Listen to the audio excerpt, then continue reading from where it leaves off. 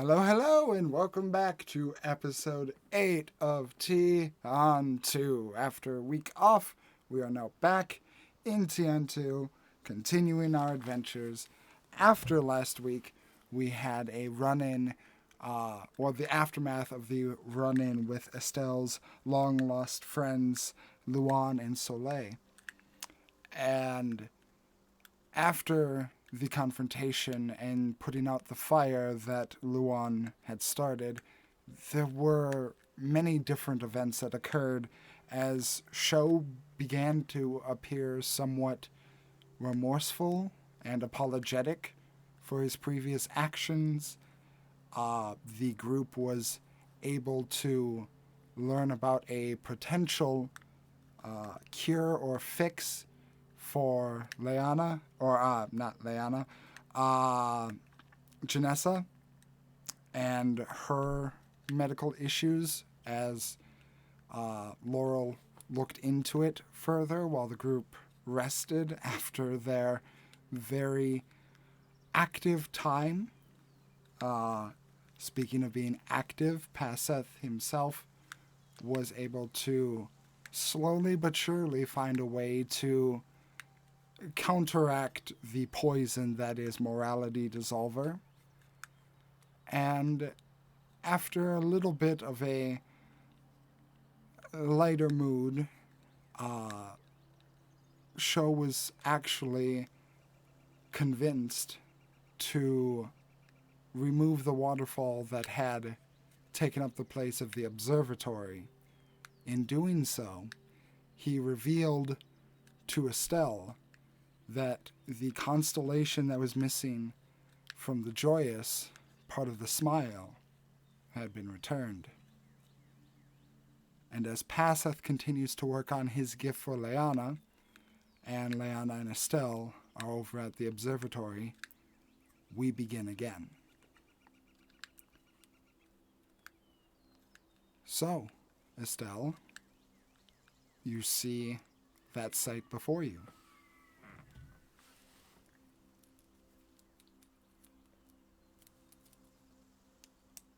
She's out of every constellation, she's always liked the joyous the most, and how it's supposed to be faith in yourself and to just always smile, to always be happy, to always be a point of light in otherwise dark times. When the smile was gone, that is one of the ones that hurt her the most to see.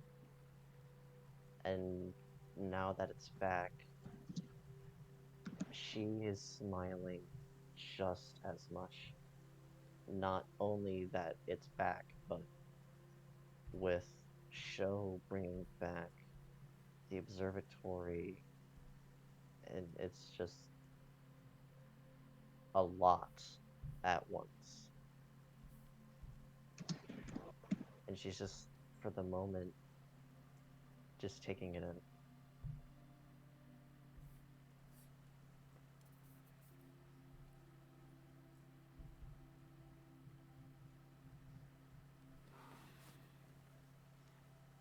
And after probably a minute or two of just staring up at the constellation and everything being back to how she remembers it, she's going to look towards Show and say, "Thank you. And I forgive you for everything." And again, give a bright smile.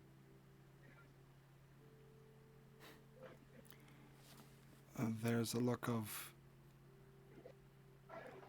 contemplation for a moment on his face as the water subsides and a very dim yet noticeable stream of starlight comes down through the observatory, and he averts your gaze for a moment and then meets it and then smiles back wordlessly.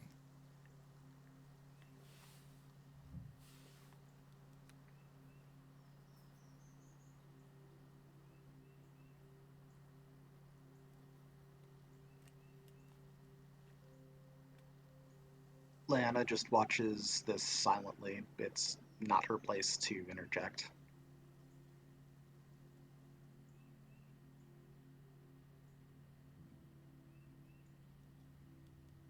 Yeah.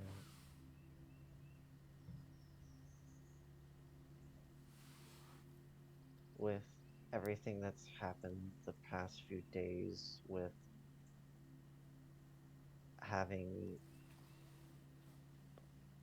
lost her two best friends, well, having realized she lost them, she probably lost them a long time ago by this point, but uh, with that, uh, she. Right, sorry, hold on.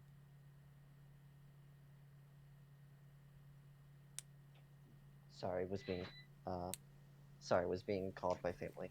No worries.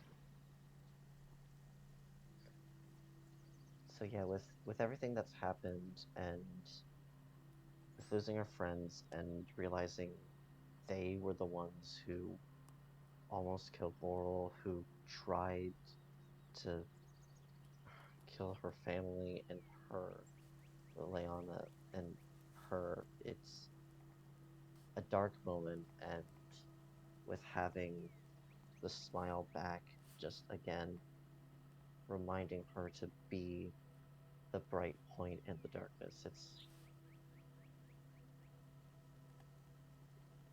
She is the this is that bright point in the darkness for her. This is the point where she finally comes out of the kind of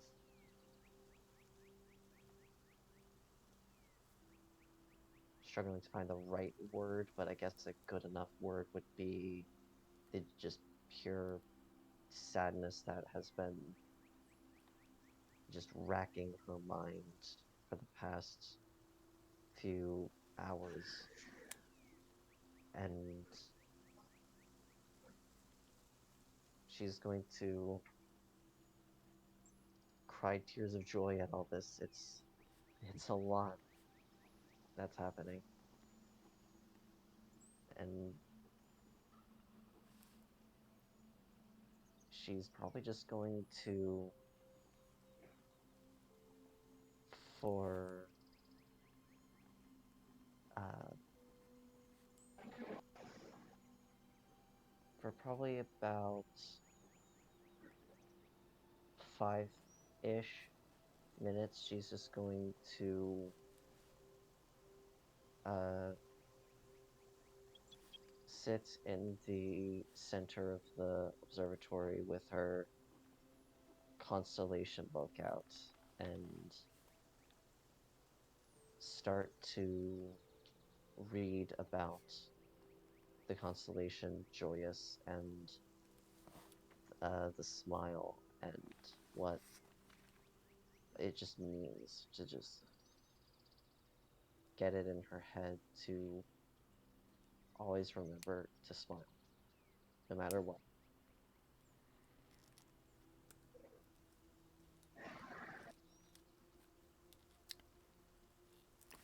And as you sit and read, Leanna, is there anything that you wanted to do at the moment? Yes, she is also going to be in the observatory, but she's going to see if there are any books or anything about anything that would call to the constellations that had gone missing, like the stars that had gone missing. Not specifically why, but just anything about those constellations that were missing something. You want to go to the research center? No, I I'm assuming there would be some texts of some kind or something in the observatory about the stars. The observatory is more like a kind of like a temple of meditation and like observance of the sky and whatnot. It's Okay. not really a library. Because All if it right. was, it would have been washed away with the water that was there before. Well, figured with magic and stuff that it would be preserved, but Fair. in that case, Leanna will sit with Estelle and just be a presence, asking questions every now and again, and then also bring up at some point about going to see if they could learn more about what the constellations were missing and possibly piece everything together. Yeah. Yeah, and she would answer all of your questions and uh, would most certainly agree to help you look for uh, what you want to know. In fact, her book probably has some cursory information on the subjects. Yeah. Once you're done reading on the Joyous, we should probably look at the other ones, both missing and have returned, see if there's any connection between them somehow. Yeah, okay. Uh, so the first one that went missing was the Eye of the Matron. And then she'll turn to uh, that section of her Book of Constellations.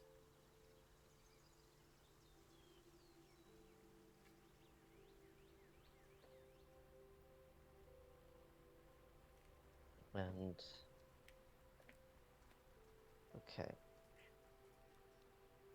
so the the matron itself uh, is uh, mostly associated with uh,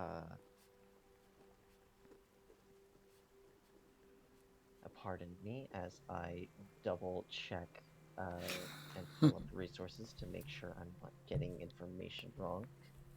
No problem. This is a lot of lore after a week off. Yeah.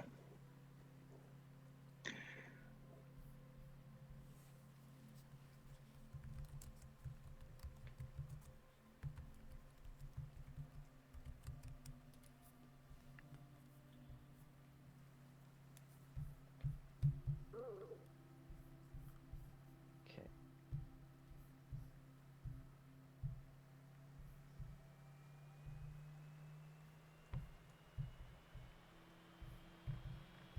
The um, the matron is, as the name somewhat implies, is strongly related with a maternal figure, and it's actually the constellation that was out when Laurel found me.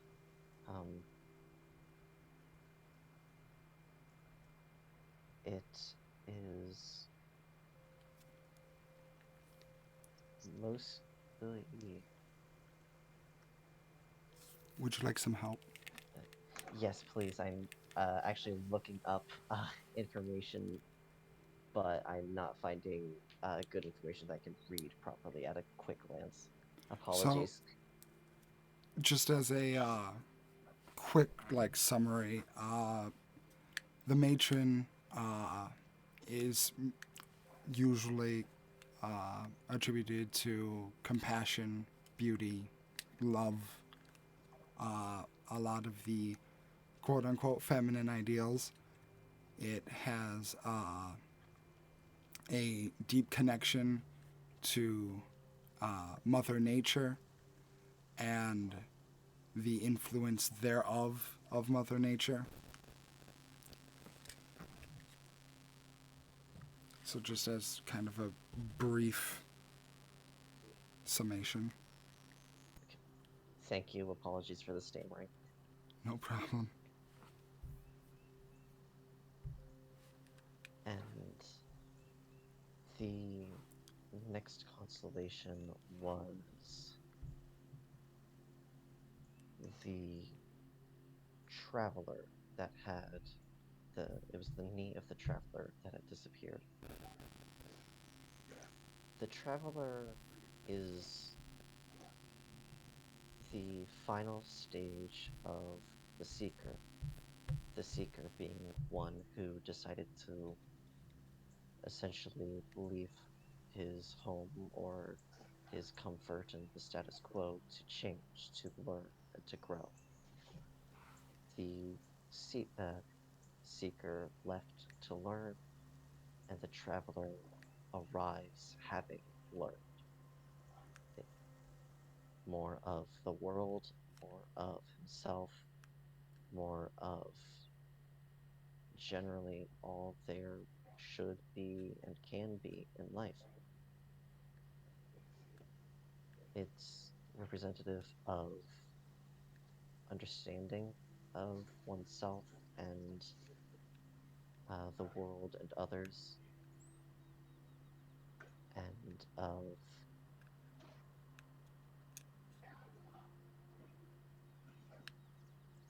the best way to word that. It's basically, yeah, what I've said, it's learning and having learned. The joyous was next, and it's supposed to represent keeping faith, to have hope, to be trusting in yourself, to have confidence, and to be a light in your own life and to be a light to those around you.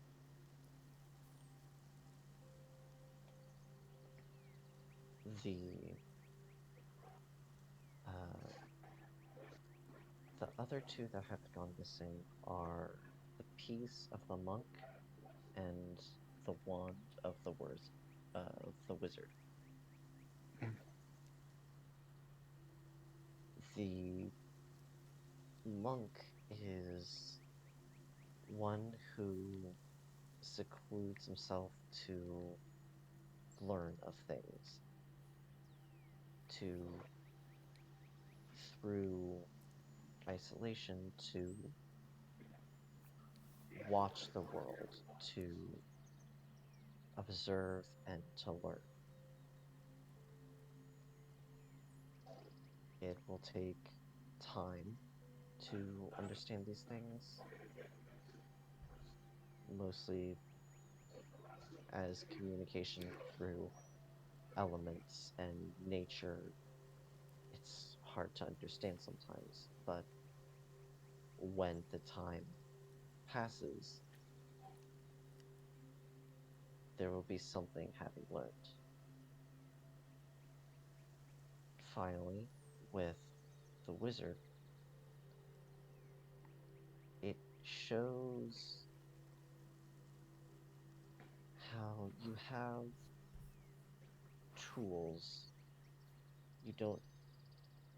You may not understand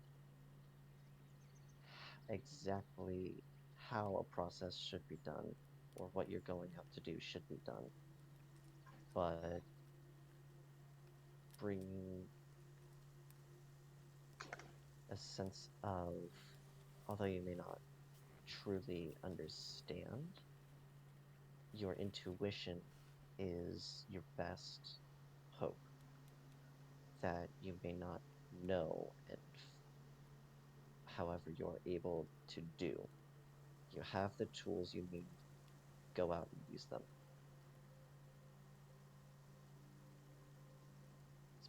It's kind of a facet of the joyous as well, knowing that trust in yourself, trust in your instincts, if you think of it that way. But I has that helped at all? A little bit, but I'm failing to see how all of them are connected other than they are all constellations. Why only those ones? Why not all of them? I'm not sure myself.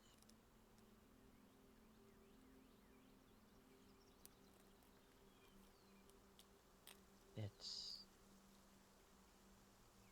it's possible that there is no reason, or possibly that the reason we just don't have enough There has to be a information. reason, because this is all coming together like a fairy tale. There's always a reason. Always some kind of lesson, always some kind of connection, I have a because the tail. stories have to make sense.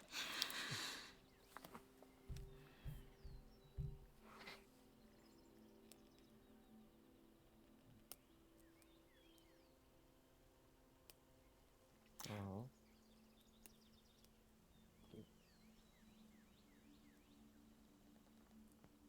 it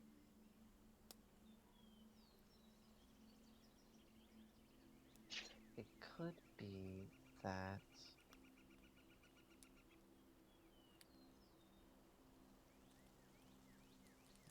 I'm not sure why they left, but it could be that the reason they've come back could be linked to Oh, the stuff we're going through, perhaps? yeah, I'm fairly certain we are smack dab in the middle of the story, because three have come back, and three have come back after we have done things. Right. Well, let's think for a moment. So, when the Eye of the Matron came back, that was our first night in Bright Hollow. And Ember Hollow. That was when we all first met. right. The Knee of the And Traveler came back after we had been transported a long distance. now the Smile of the Choice is back. Now that suppose now that Show smiled. exactly.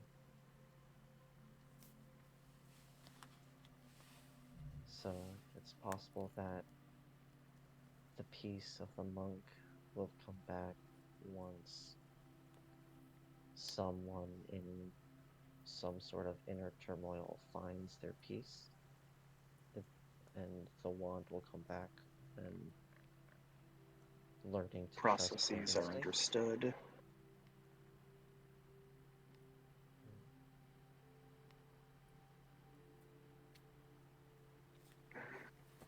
And the scale of the fairness. Right, the scale of fairness. Okay, I forgot about that one. Thank you for that. No problem. I opened my notes. I just hadn't gone far enough in mine. Fairness. And she's flipping to that one.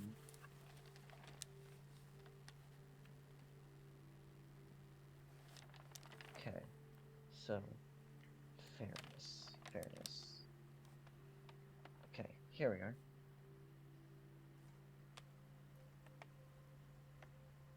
Okay. So, fairness is a scale of judgment, essentially. It has a sense of fairness to uh, to be able to accurately judge. It has to do with moral sensitivity, empathy, compassion, to understand why one would do something and to involve that with fairness. It So also restoring balance to something somewhere. that do you think that one could mean the autumn or something else? It it definitely could. The My only thought on that though is that that would res- having things change wouldn't necessarily be balance. It's restoring an equilibrium that brings things in balance. And it's been autumn for so long that this may be the current equilibrium. We throw Hmm. things out of balance to change it. But that could also be what we need to do. Restore balance by removing balance. Hmm.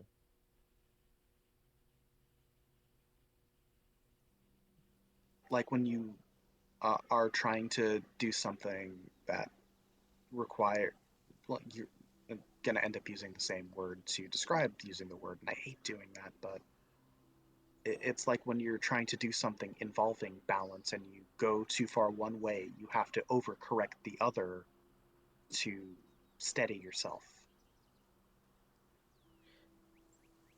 Right, that makes sense. Like if you're leaning too far left, you try to force yourself right to make that steady point, but you also have to be careful because if you go too far right, then you'll end up just falling to the right instead of the left.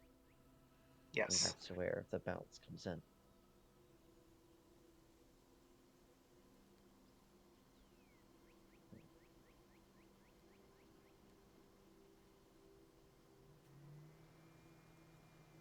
Hmm. I think this would be a time in which it would be very apparent to the both of you. As Leanna, you're talking to Estelle and going over these things, you notice that Estelle's eyes are a bit more twinkly, lighter, brighter.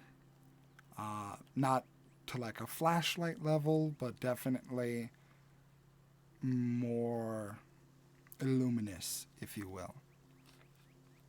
And Estelle, you notice that to a much more subtle degree, Leanna's eye color are starting to ever so slightly match yours.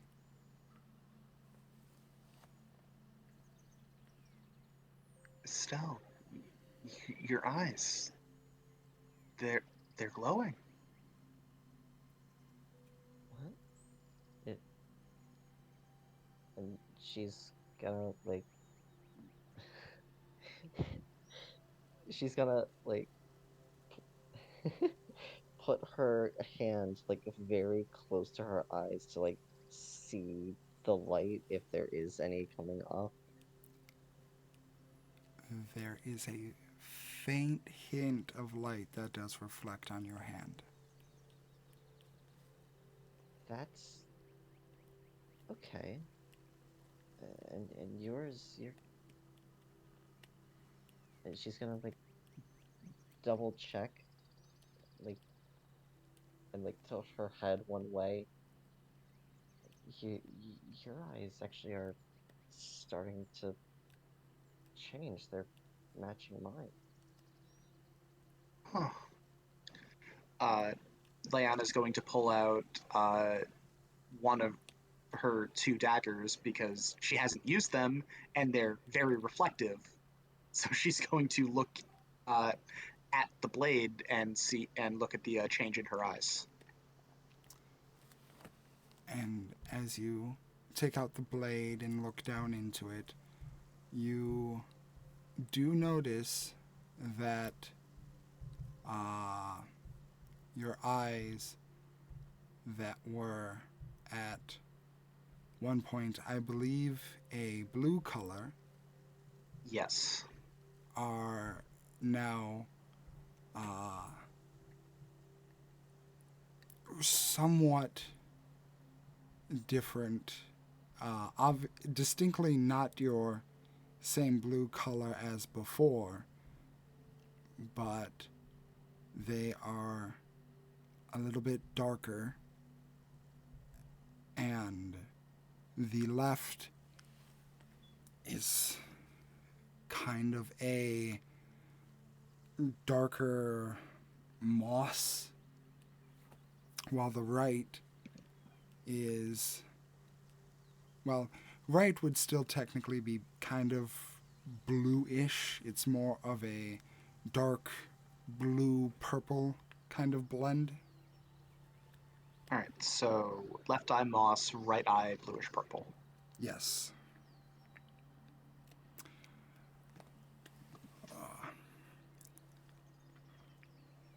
Well, I'm glad you were able to, sort this whole issue out with your eyes and whatnot. But might I ask, where the hell have you been for the past couple days?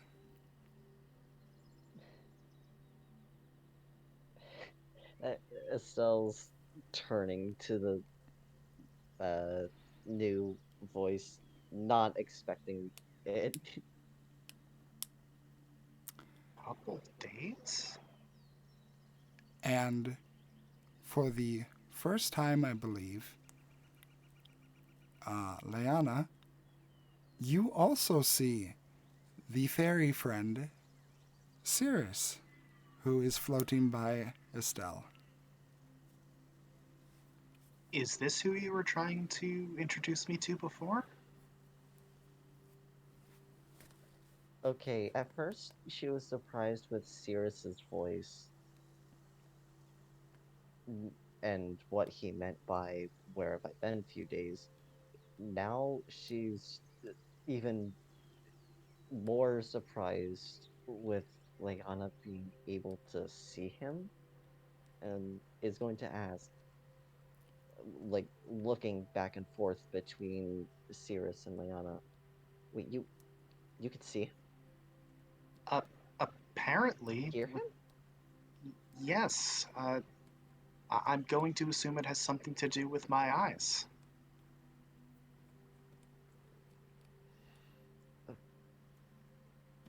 Okay, that is new information. Uh, Wait, do you think it has to do with the observatory? I mean, this is where the ASMR appeared, and you're technically part ASMR, so that, do you think that could be part of it? It's like Could be. drawing out latent abilities or something? Hey, hey, hey, hey, don't ignore me. I just got here. Hello? Hi. Hi. Hi. Hi. Ooh, okay, that's weird. Um, so, yeah, buddy, where'd you go? Uh, What do you mean, where did I go? You haven't talked to either of us in days. Oh, oh, shoot, I'm sorry. It's been really Been busy. Yeah, it's been pretty chaotic. Yeah, I Um, know. Your friend has made a hell of a ruckus back over in my home. Wait, do you mean passive? Yeah, the North Star folk? Yeah. Did he run off from you? Uh, he's working on something. might cause trouble.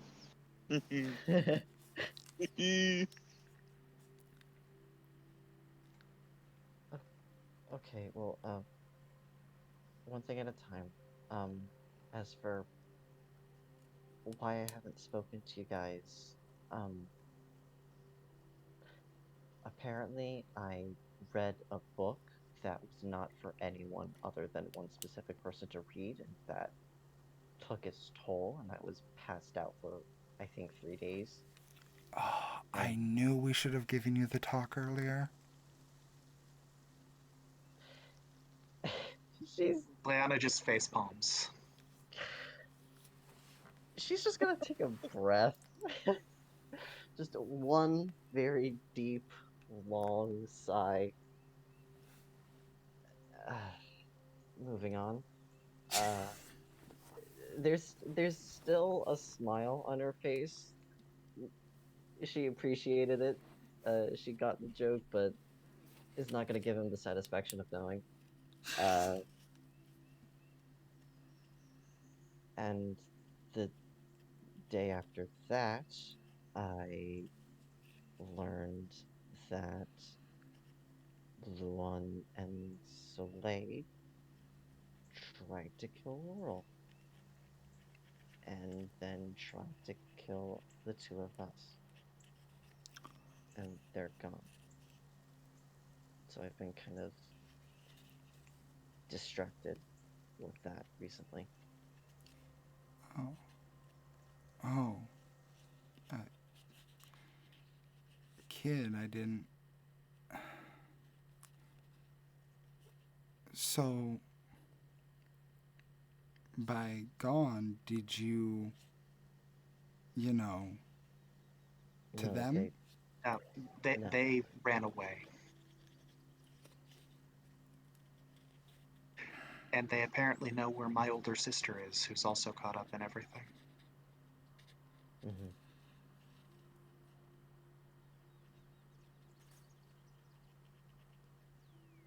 And yeah, I'll find them eventually, but that's Neither here nor probably gonna there. be for a while. But yeah, so yeah, that's what's been going on the past couple of days here. But what did you mean, Passeth causing trouble? And there's kind of a look of uh, a bit overwhelmed, similar to you, Estelle, as Cirrus takes in all this information. And he just kind of exhales into his palm, just, okay. Uh, yeah, I sort of feel like my news is a little more underwhelming compared to yours. But a couple of days ago, a few days ago at this point, I don't know, time is weird. Um, there was some disturbance in the uh, Unseelie court, and apparently something was taken, stolen, and the queen is not happy. Oh, We're gonna have to deal with that at some point. Hopefully, never. Uh-oh. yeah, you better say, you made the Queen of the Unseelie Court unhappy. That's gonna be bad. Okay. That, hmm, Let's just that say Some is, I'm glad that I am attached to you and I don't have to live back home right now. yeah. I'm super glad that I was taught from a young age to never go into portals to the Feywild.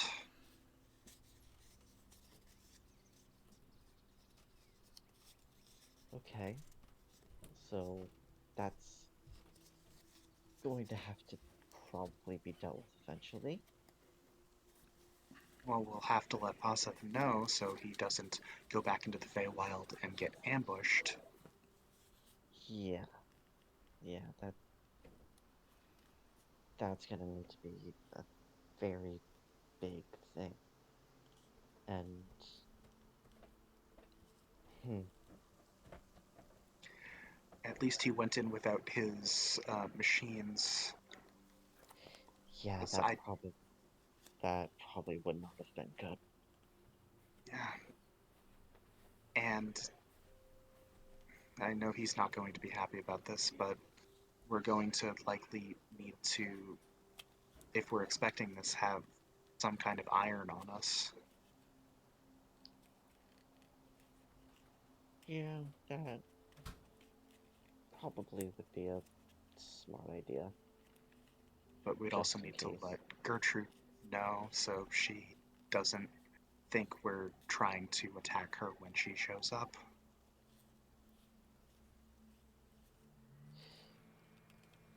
Oh yeah. Oh, I forgot about her. I can't. Yeah, no, that's understandable. Okay. So, yeah. Um, one thing at a time. One thing at a time. So, so, we should probably go and find Paseth and Yeah, let him know about this. And after that, uh, make finalize any preparations, then head on out. Yeah. yeah. Okay. Maybe to All ease your right. guys' minds a little bit before you head off.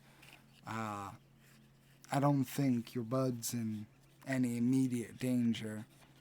I mean, you know, he's he's one of ours. It's not like we're just going to give him up immediately to that old witch.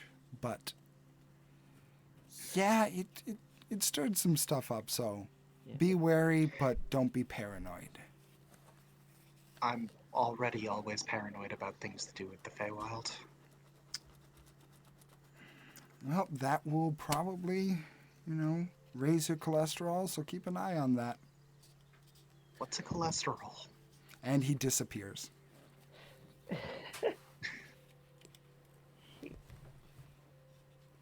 He says a lot of weird things like that. I'm not going to worry about that. Yeah.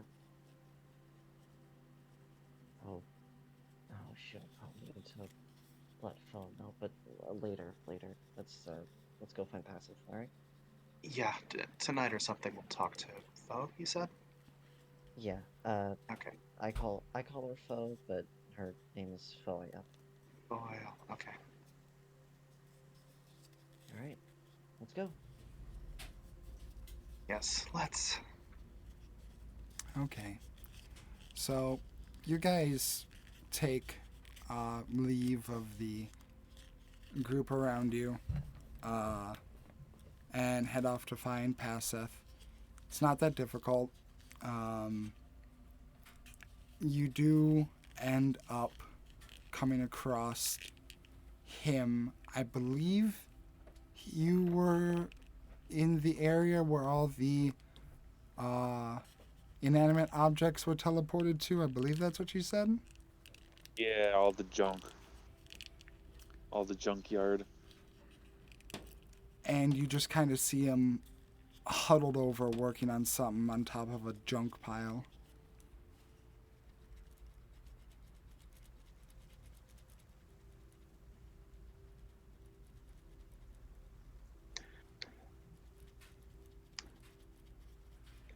Hello. I turned around wearing one half of a mask, or like goggles,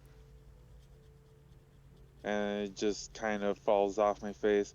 Oh, hi! Oh, hey, how's it going? Um, it's going. uh, the Oh, that Joyous didn't came work. back. Wait, really? Yeah. Yeah. Oh, that's good news. Yes. However, we also did get a warning. Um, grabbing that flower that you did from the Unseelie Court. Yeah, I wouldn't recommend going into the Feywild for a while. Really set them off, apparently. Oh, did I piss off the witch? Yes. Yes. Uh, she can suck a toadstool. Uh, okay. Good to know. Thank you. Um, I got one thing done, and I'm working on another thing. That's a secret. That's a surprise. Don't Okay. worry. Don't worry. It's a good thing. And thing I've been working on, the cure for the poison, the incurable poison. Yeah, that's done. I did it. Wow. Oh. Okay. That's good. That's at least one good thing coming out of that mess. Could pass your notes on to the healers here, and if we could get more samples without pissing off the Unseelie Court, we could have that dealt with. Uh, dang, I knew I should have written my notes down. Well, okay, I can come up with something for them. Lan looks Uh, aghast that Passive didn't write down his experimentation. okay. Yeah, for sure. I didn't even think about that. Yeah, yeah, I can share it. Share the knowledge. That's good. It's a cure. It's very important to share cures. Real world government. Jesus, Blinks.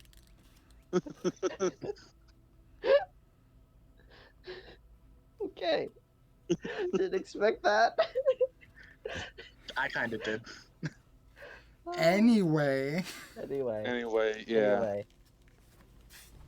Um. Um, yeah, I guess I should see the other healers. That is very important, yes. I don't have a whole lot. It's good for one application. And I used up, like I promised, all of the flour. Alright. The flour is pretty much no more. Pretty much. Or It was it? Was it still secreting, I guess? So I guess it would still be usable. Big the, V. the flower was still refilling. Yeah. So strike that. Never mind that. Yeah, we can still use the flour. I can teach them how to make a make a cure from it. Uh, that's the crazy thing about it is that it's still refilling, still secreting the toxin. when we leave it here so they can work on antidotes then. Yeah. If, I don't want that anywhere near us as much as we possibly can. Keep it away. Uh, in the past few days, I've noticed something very particular about it, and I don't think I that's a good idea. Insights. yeah. I will probably insight that as well. 24. I mean, you could probably it would probably still be wrapped around his arm or something. Or how would it be? It'd probably still be with me somewhat. The I mean, fact that I haven't given it up probably alludes to the fact that it's a little bit of a cursed item where I don't want to let it go.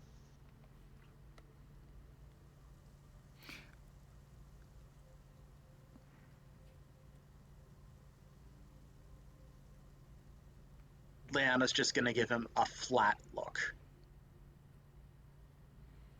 You're going to need to leave it if they're going to make an antidote from it if it's ever refilling. They Hmm. can't.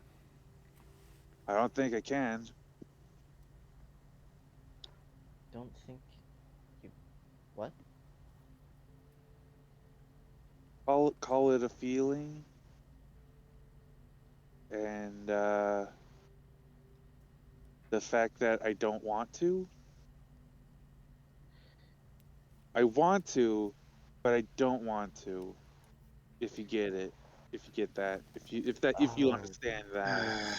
I was worried about something like this with that kind of thing. yeah. That makes sense. Maybe one of the archdruids could do something to break its hold. Yeah, they. Yeah, that makes sense. Yeah, they probably should be able to do something like that. Someone could.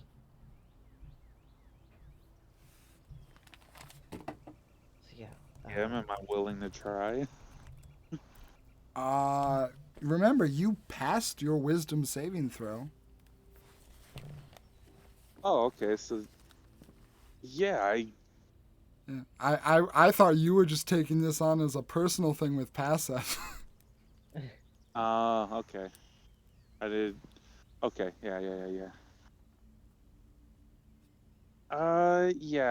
Let's go talk to the archdruids then. Yeah, if we can leave this with them, then yeah, And I letting think we them could. know that such a thing is possible when it's being worked on. And I Yeah, suppose they would have more willpower than I do, so yeah, they should be able to control it a little better. Should don't lot of lot of bias against some of the top archdruids around here that I've seen. They've But he they've did say gotten better, sorry, so he did say sorry. So yes, that is a step in the right direction. done more than just say sorry. Oh, mhm. good. I suppose that's up to you then. Are you are you 100% sure he can handle it? Estelle? If he's not, then he has four other people to keep him in check. And going in That with the foreknowledge. Mm-hmm. that's true, and that big orc lady is very scary. She looks like she can squish me like a beetle. And one of those really tough beetles too, like the Hercules beetle. Those things are those things are crazy. She can squish one and it's just massive fingers. All right, Moving I on. think we're getting caught in a tangent. I Let's love this. move on and try to find them. Let them know that it is possible to cure the incurable. Uh, Let me just pack up Yeah, this, Mhm. get some extra of this wood. This is some really good wood. Uh, yeah, yeah, let's go. All right. Okay, so yeah, you head back essentially.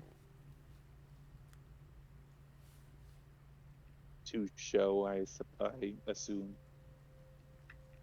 Uh, yeah, to the observatory. Mhm. And walking up to it, the waterfall is not there and the observatory is back, and Estelle will gesture to it and say, "That's what we meant by more than sorry. But let's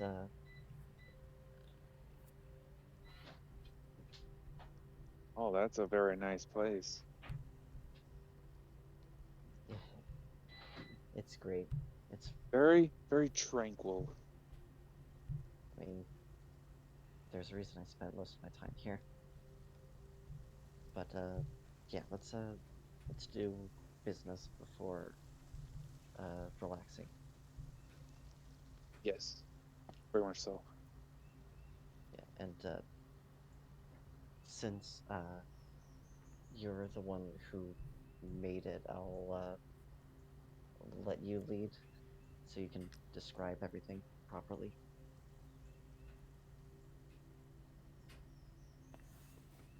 Right. Yes. You you do know how to you do remember what you did well, right? That's a little bit of a curse on my brain. I remember everything. So I can easily go through the steps, step by step.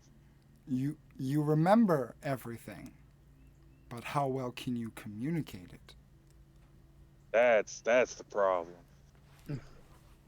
Yeah, it's down in your mind, Pat, but you know, it's like explaining a movie that you understood while watching it, but then a friend asks you, "Oh, what happened?" You're like, "Oh yeah, the guy went to the place and he did the thing and that created the other thing to happen." So, He went to a dying star and he did some deadlifts and it was crazy. You should have been there. he turned into a pickle, of funniest fucking thing I've seen in my life. Uh, Funniest thing. so, Uh, Paseth, as you approach Show, he kind of turns around, his face still with a closed mouth smile, and he says, "Do you need anything?" Yeah, I need you guys, or some of your best healers, and someone trustworthy to hold on to something very, a little cursed, a little unseelie. There's like the biggest cock of the eyebrow he gives you, and he just kind of turns his head and says, "Nat, I think you should take this one." And the wood elf woman comes up and says, "I'm really hoping that this isn't what I think you're referring to, given your less than subtle implication." That depends on what you're thinking. And do you have plenty of paper to write down on? Because I have quite the process to tell you guys. I have I have plenty to record with, but again, is your attempts at humor with that unseelie comment a reference to where whatever you are about to show me is from? No, yeah, that's where it's from. Okay. Estelle,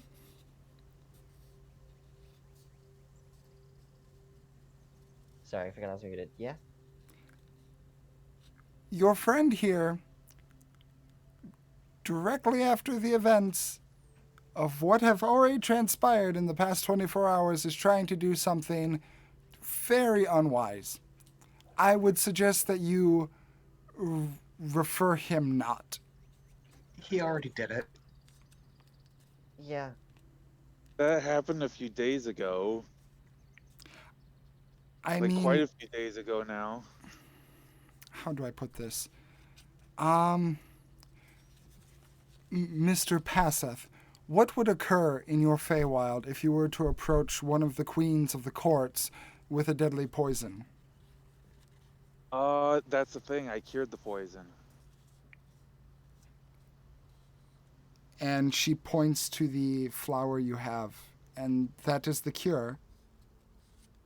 No, this is how you can procure more of the cure. And this I hold up a little vial. This is the actual cure, and I will tell you the process of how to make it. You've tested this. No, because that would be extremely dangerous and stupid. So how do you know it And cures it? uh, Hi. What do you want with your burger? pure faith Guys, Inside or outside? and I through prefer them careful inside. Do you prefer them study on the and grill or not? observation of how the liquid had changed and consistency, and medically speaking, it should cure it.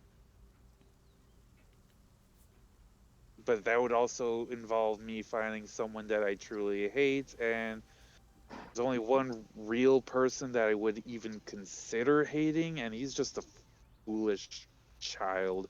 But that's not worth hating, and that's why I'm wanting someone of strong enough will to be able to handle this flower. Roll me a Because persuasion check. who boy does it tempt you? Persuasion. Da, da, da, not my best.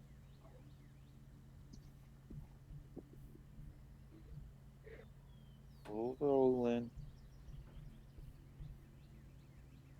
Oh, okay, a 12. She looks at you, and there's just this almost robotic robotic analyzing going on, and she has this still look of uncertainty on her face.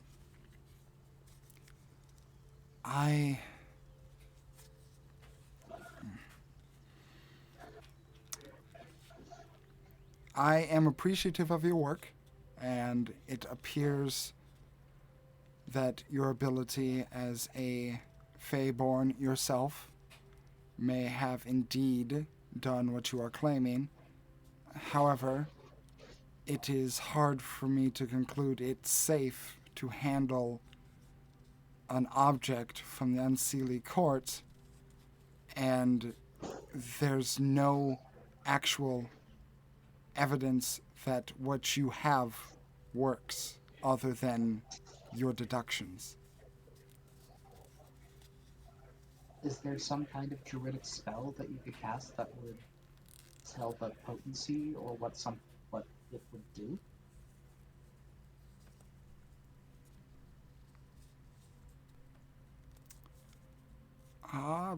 Fuck. Is there a spell that does that? I don't know, but that's also just what Lyanna would ask.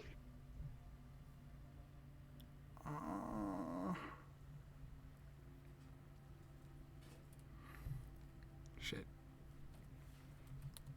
Let me look up the druid spell list. Either that or I can test it out myself. Because I I'm would recommend- confident in it. The only way you, as far as I understand, you would be able to actually poison yourself is if you hated yourself. No, I'm too cool for that. No, I'm talking about the person that I would quote unquote hate. No. I can poison him and then heal him. I Wait, it don't would think work that- with someone you hated's loved one, right? Yes. Isn't that how it works? Sorry, I'm looking up a bunch of spells. Right.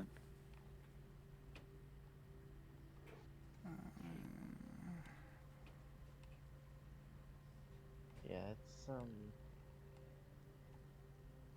it's just a very long process.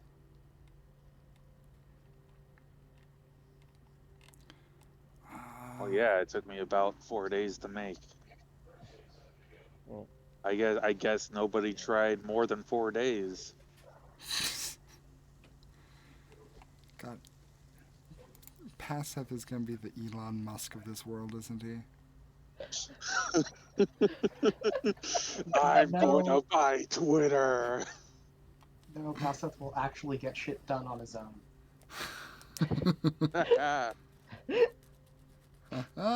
Jokes. Um, so huh. so Nat will look over to you, Leona, and just say, I don't believe that there is a specific spell that gives us an indication of how well an antidote would work on this situation. We have plenty of spells indicating poisons, but nothing that is concocted chemically by mortal hands is a bit out of our bailiwick. Should I start working on immortal hands? I No, know your that's a joke. I don't think that's possible. I know your kind is very tumultuous, a bit chaotic, but good meaning. You, though, a bit more brazen, commendable, yet dangerous. Be careful. No, yeah, that's the dwarves.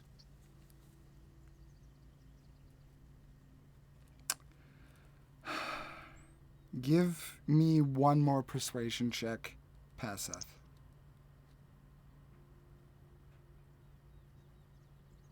Ooh, another persuasion. Ooh, even better. 18.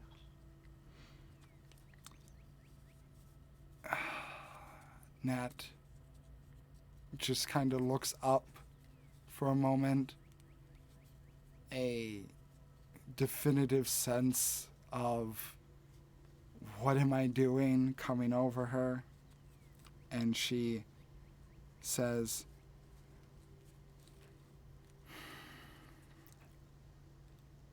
I believe that we can. Oh, the geese are making their way into the chat. Untitled Goose Game. Uh, it's part of the background noise, guys. It's fine. Um, just as you guys are in the observatory, there's just a family of geese walking by. Yeah, no, that A tracks. flock of Yes. geese Aarakocra. Uh, I love this chaos. and so Nat says, I believe that despite my reservations, you all have shown yourselves to be trustworthy and capable of things beyond what is expected of you. So, I believe that I can help our healers and allow them to study this toxin further.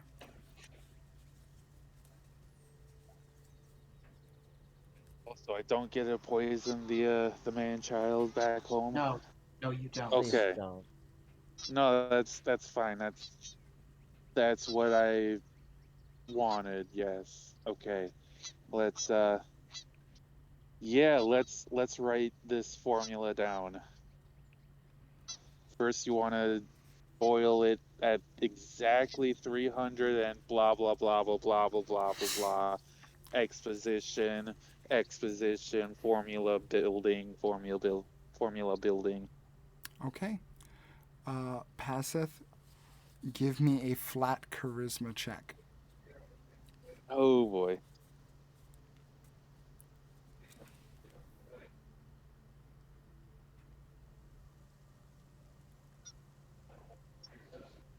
Oh dang, yeah, that's a 19.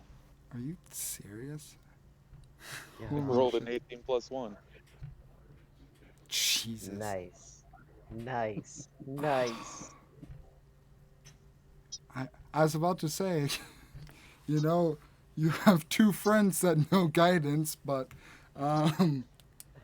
Nat and Would that work Passive when are they? just on the right researcher level to be able to understand giving notes and taking notes.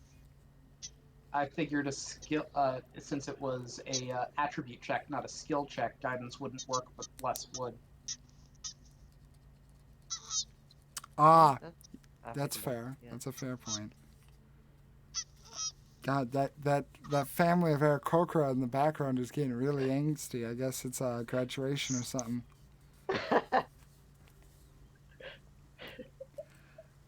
Uh, so, yeah, Passeth actually has a very competent and very comprehensive summation of his work, and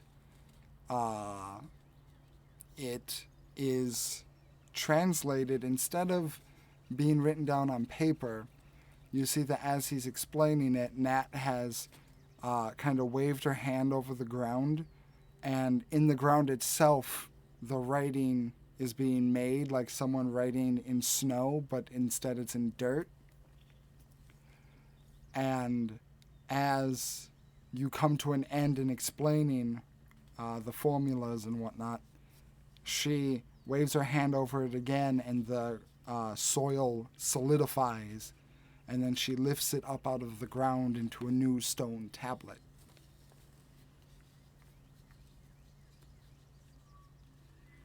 Oh dang, the Aarakocra flew away. It's the after party. Well, this will be potentially useful. Hopefully, we are able to replicate your formula without undue hazard. What are we going to do about that? And she points to the flower. What a halfling, or no, sorry, not a halfling actually. That was a one of those elder wizards once said, keep it secret and keep it safe. He said it to a halfling. If I remember that story right. I've heard that story. Yeah. It's a very popular story. Incredibly long, though. Yeah. I kind of. Yeah. First time hearing it, I kind of went in and out of paying attention.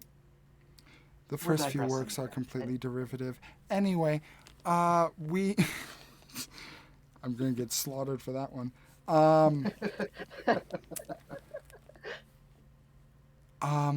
Okay, then I believe that we will be able to keep this safe.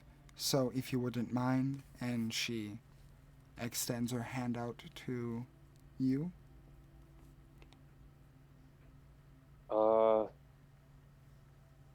I would prefer it if you'd handle it with gloves, but okay, here you go. Oh, yeah, safety first. And she Yeah. will put her hands in the dirt and then lift it up. And you see kind of like the doctor's rubber gloves that go up to the middle of the forearm. There's just a flexible stone covering over her hands. I wonder if my brother would be able to do that too someday. That is cool. Yeah, here you go. Okay. As you remember, Paseth, even with your gloves, you still had to roll a wisdom saving throw.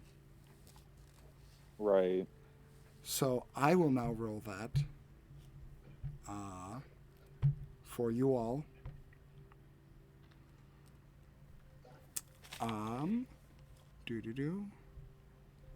Now, she does have a +9 to this.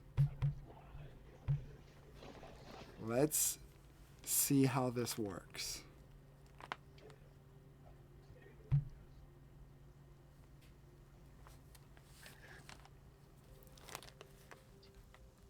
Okay.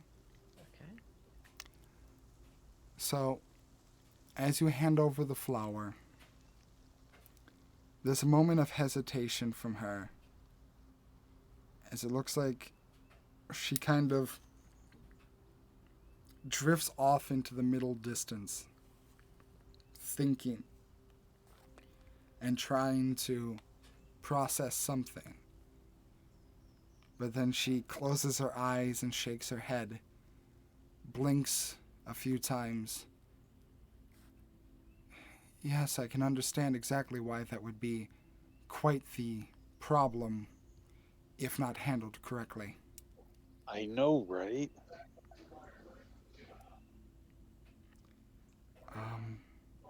Yes, I think that this would be a good idea to hang on to personally in order to avoid anyone else potentially succumbing to its influence.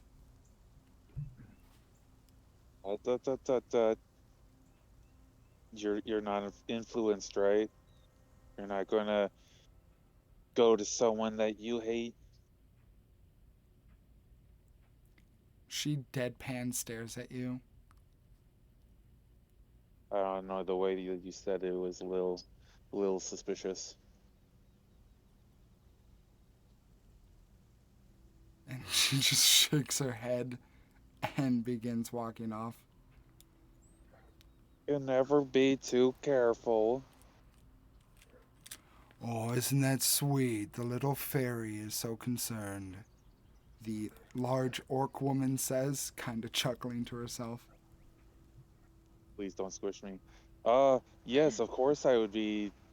Of course I would be concerned when it comes to something as a morality killer. She already doesn't show that much morality, to be fair. Okay. Very, very logical in her demeanor. Owl just shrugs her shoulders.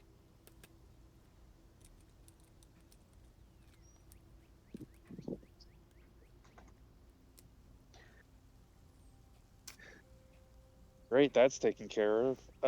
What next? Well, to me, the next thing to do would be make sure everything here is done in order and make some Prep for our la- journey. make some last minute preparations and farewells and head on out.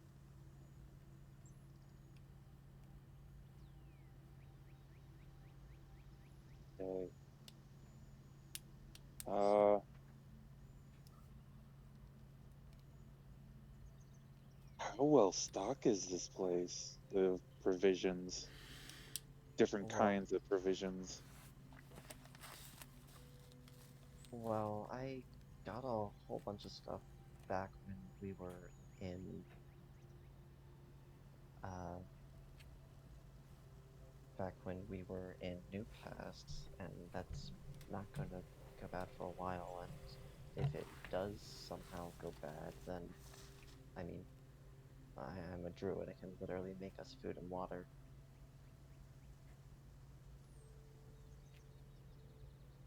That's true.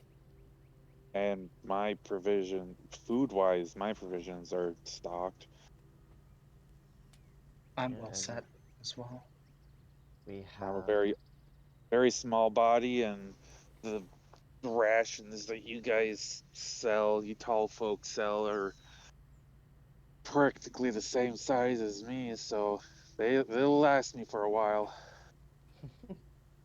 Yeah, and for shelter, we have a tent, and you have your uh, robots, the box bot and the barrel bot. Yeah. And yeah, that should be everything important.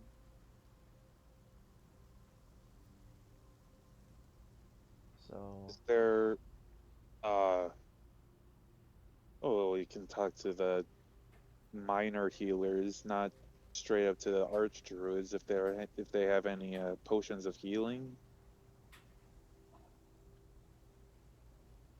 As much as like I have a healing serum that I can apply, and you have your healing magic. Doesn't hurt to get Have even something more. just in case. yeah, Yeah, yeah, in that's case I understandable. run out and you run out of your magic. Yeah, Yeah, I'm just fast. that's understandable. Yeah, and what if Leanna's somehow got separated from us and is badly hurt? Be Yeah, important for her to have some good healing too. hmm If we ever get separated, I'm very good at running, but yes, I would like to have something just in case. yeah, just in case. Yeah, I could uh give you directions to that. I wanted to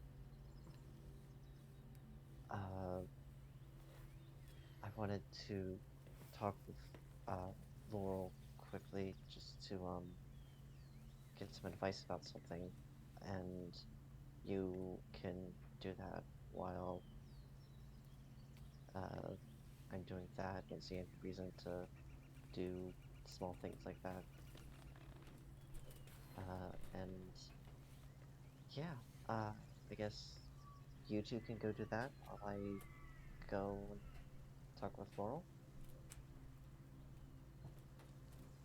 Sounds like a plan. Mhm. All right. Well, I'll uh okay, correct me if I'm wrong. The uh observatory is very close to the entrance slash exit to Shrek Town, is it not? Uh, I would say that it's roughly about like a 10-minute walk. All right. So yeah, that's probably that's close enough. Uh, so yeah, I'll meet you guys either back here or over at the exit in like well actually uh we should probably leave tomorrow because we can see the stars and obviously it's nighttime, so we should probably leave in the morning. So yeah, you guys can do your shopping, we'll spend one last night, and then we'll head on out. Does that sound like a plan? Yeah, Oh, All right, good. meet you guys back at home. yep. And Estelle will uh turn, walk away, and then turn back around, walking backwards, give a wave, then turn around again and go walk on home. Okay. I think we'll continue with Leanna and Passeth first. Uh, so, you two, where are you going? Do a potion maker shop. Hmm. Where's that?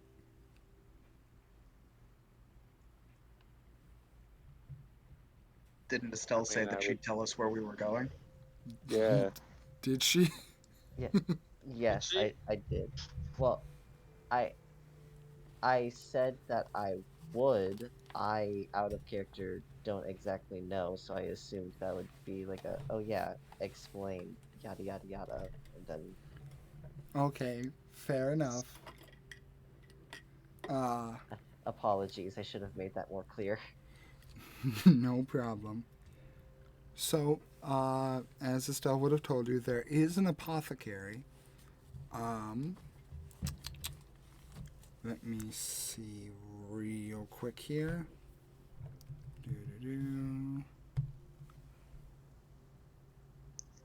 Thought we were going to completely pass by the the shops in Shrucknatau, so I gotta bring up those sheets. And also, Leanna's going to see if she can find a pair of boots that she likes, but not at the apothecary, of course. Didn't you get a pair of boots already? No, we ended up not finding anything. No, I think Estelle found some boots. Not Leanna. Huh. Okay, fair enough. Wasn't it? Oh, Uh, it's because the first shop you guys went to, you found boots, but they weren't flexible. They were more pragmatic boots. Yeah. That's what it was. Okay. Ah, okay. Doo-doo-doo.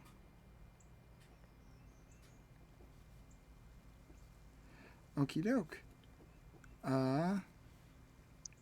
So, you guys were informed of an apothecary named Volmon, and of where he normally resides.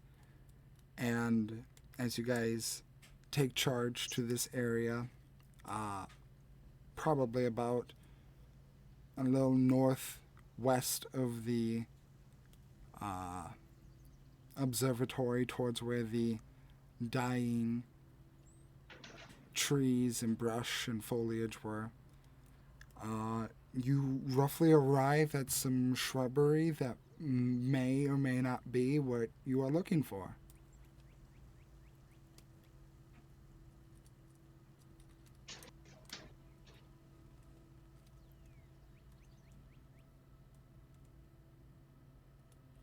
Hello? Yeah, I don't know if it just. I mean, it's a shop, so usually we walk in. No response when you say hello. Huh.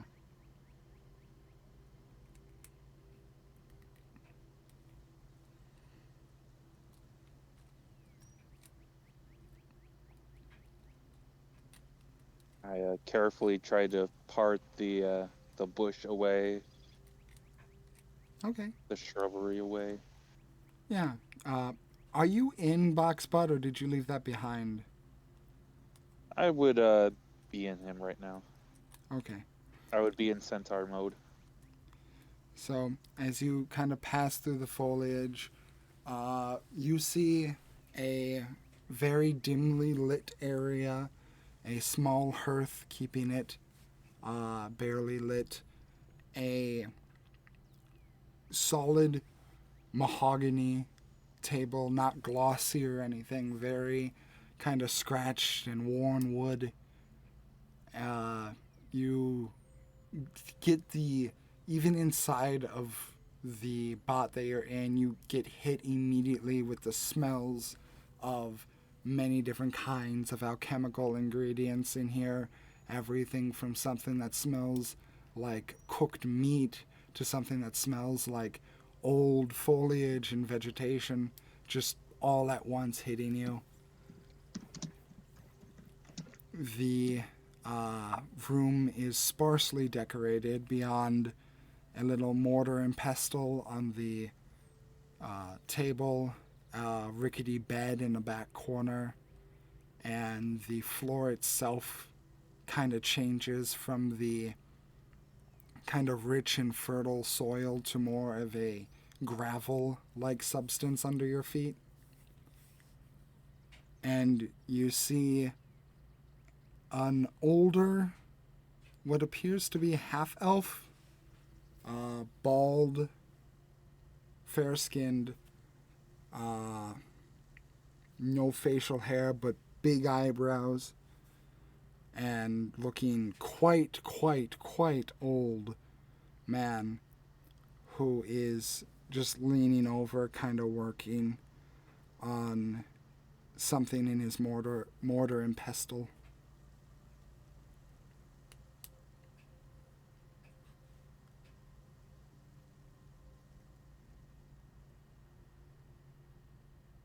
Oh, excuse me, old timer. He doesn't respond. I think he's hard of hearing. Or he's focused. Or that, I can see that. Seen plenty of people be in that kind of state, and I'm sure I've been in that state before. I know Mom has.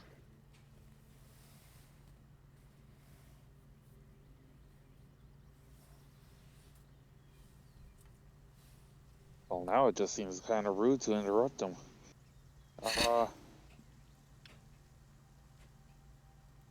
I cautiously walk in front of him. Trot. The boxbot trots in front of him. Leanna will follow in as well.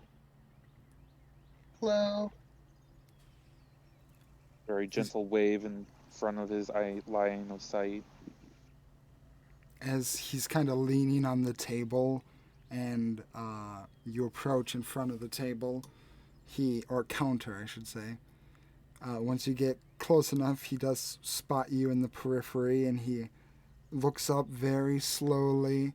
You can see that the skin is starting to sag in front of his eyes, and the long white eyebrows are just dangling off the side of his face, and he goes, "Oh, sorry about that. Give me 1 second." And he leans down and he picks up this long, appears to be some sort of, kind of looks like a horn with a big kind of sprouting flower end to it. And he puts it up to his ear and he says, "How can I help you?" See? Hard of hearing. Hello, sir. We are looking for, What? We're looking for potions of healing. You're looking for motions of stealing. Restorative draughts. Ah. Yeah, I got those. How much are they? About, I would say about like half a pound. How much do they cost?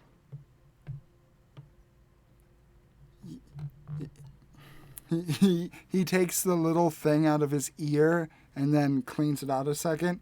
He's like, "Sorry, I must have misheard you again. I heard you say, what does it cost?" Yes, looking for the price. How did you get in here? Just a few moments ago. We walked in. Huh. Well, I don't mean to burst your bubble, but it's... I'm not really like a full-on shop.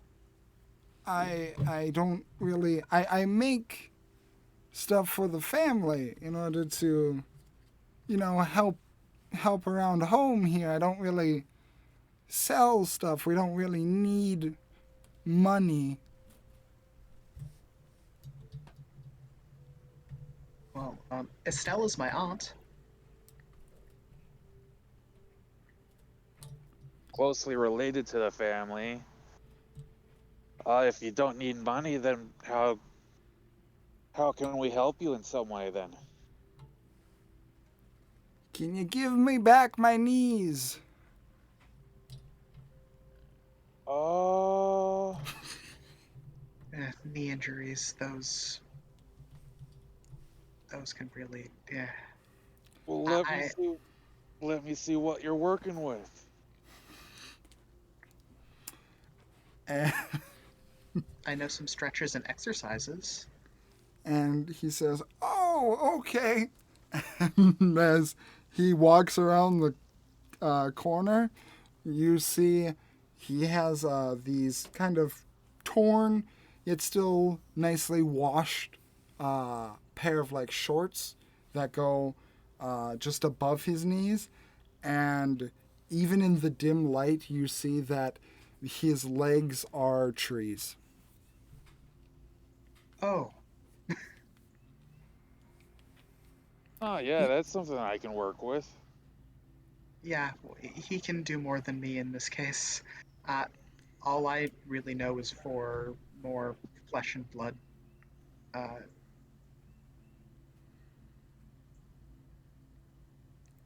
Yeah, I haven't had flesh and blood in, oh, so many moons. I miss cartilage. It can be a little overrated, but I see what you mean. Let's see. Let me draw up some schematics for you. Okay. But What are you intending on doing?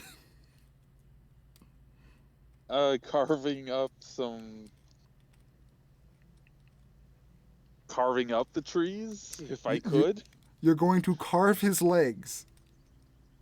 into I more shapely legs. I thought you were going to make him prosthesis. That's the prosthesis is already there. Just got to carve them out. just this No, little just this don't little think so. fairy in this dark room just comes up with a knife. Now, I'm gonna help you. You just need to stay calm. I mean, How they're did? trees, right? I mean, But they're attached to him. How how did this happen?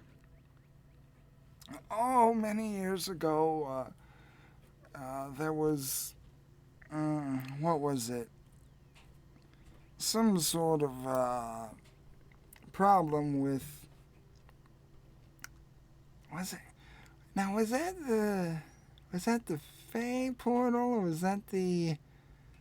Is that the other thing? I'll remember very clearly, but it was something that was threatening the home, so went out and on defense, and well, th- there's a lot of things that like to eat elves, even half elves, and my legs were apparently on the menu that night. So these are replacements for your legs. Surely didn't cut 'em off myself. That would suck. Definitely would. Yeah, I'm just thinking of what to do, what to I, possibly suggest. I mean, I'm not gonna actually make you work for it. I was ribbing you a little bit. I have a couple, but I can only give out so many as we need plenty in stock for the rest of the family if someone gets hurt here. Understood, but I still wanted to help regardless if it was possible. Ah, yeah, we. That's what I prefer. I would love to help. Uh, can the trees come off, or are they enrooted to you? Uh, well, and he kind of like slowly lifts up his shirt and pulls down like at the side of his pants or shorts, and you can see at the hip the roots of the trees kind of spreading into him. Ah, it goes Oh. up a little bit further. Okay. Um. Well, I can carve a nice design into it if you would like. Or would that hurt you? That would probably not feel very great. Okay, that's. Didn't know that. Good to know. That's why we ask Won't before won't doing. won't carve into them then. Thank you. It is much appreciated that I won't won't be getting carved like a turkey.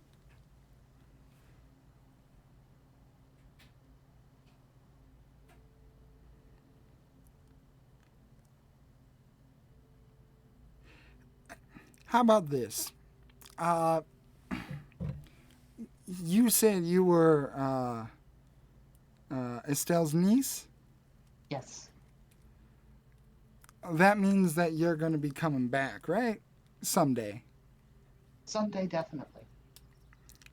Then how about this? I'll take you up on your offer to help, but I won't put you on the spot. I'll give you some healing potions now, and next time you come back, you can give me what I'm owed.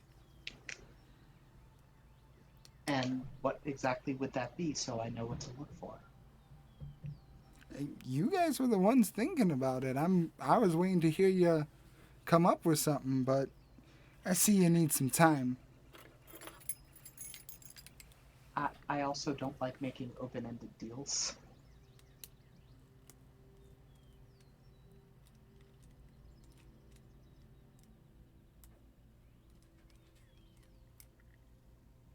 Here, how about just so that I remember you, I have the robot hand extend to his tree leg, and I will druid craft an image of a dragonfly in vines wrapped around it. There we go. Just so that I remember you and we can do something for you. Oh, never thought I'd get tattooed before. Well, it can come off. It just for me, easy to remember. Oh no, I like it. It's a cool design. Um, yeah. Okay, if you don't like walking away with an open deal, then just find some way to make me a little bit more mobile. A little bit less stiff in any way you can. That's not carving my legs. Definitely not going to injure you to make you more mobile. That would defeat them.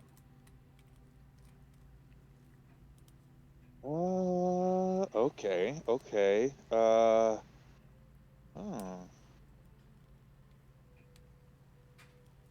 Not as severe as Bartholomew. We can try wheels.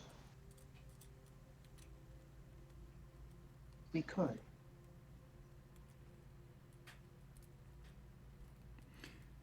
Well, while you're thinking that up, I'm gonna. And he kind of hobbles back around and leans under the counter. I can give you these two, but that's all I can spare. That's plenty. Thank you so much. Okie dokie. And you get 2 regular healing potions.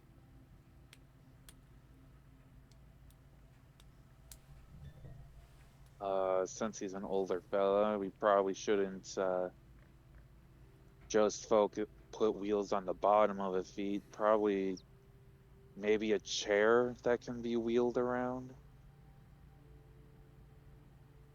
Balancing on that is going to be a little tricky. You don't want same size wheels.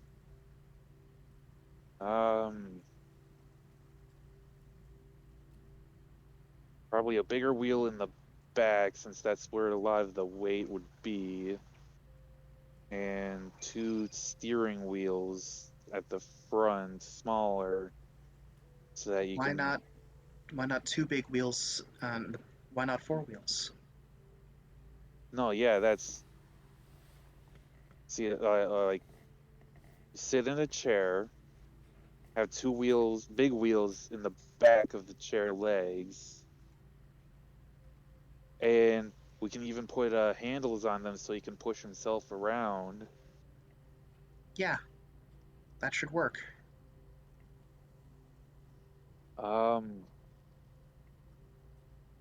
Probably don't want to make it just a purely wooden chair. That'd be very uncomfortable after sitting for a long time. So put a cushion on it. Yeah.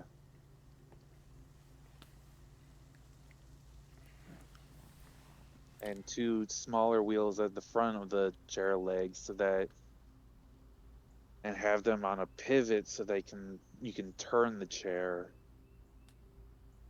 Think Mom called those a ball and socket joint? That is correct. I don't actually know. Um, yeah, that sounds about right. Let's suppose I need to make him a chair. Do you have a chair already that you wouldn't mind sitting down in and I can work on it? Uh, no, I typically just kind of lay down or whatever chair is in someone's place when I'm visiting. Oh, okay. You need a good chair then. Uh, I'll work on it tonight. I'll be back tomorrow morning, in the morning. Uh,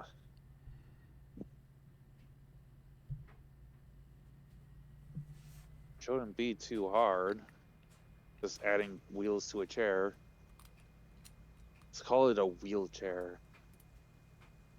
Yeah, combine Straight the to the two point. words. Yeah, makes perfect Straight to sense. the point. Yeah. I'll help you with it. I've helped Mom with a couple things, so I can hold tools and stuff. That'd be mighty handy. Okay, so as you guys make your plans for the evening and to work on the project that you're going to work on, Estelle, we go to you as you are visiting Laurel.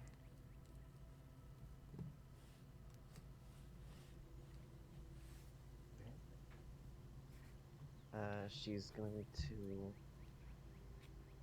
enter home and uh, look around. Is Laurel in the main room or in a side room resting? She's in her on her in a chair uh, to the left corner of the room, kind of looking over the stone tablets once more that she was reviewing when she was talking about Janessa's condition. Ah, she's in the base. Okay. She's in the base model.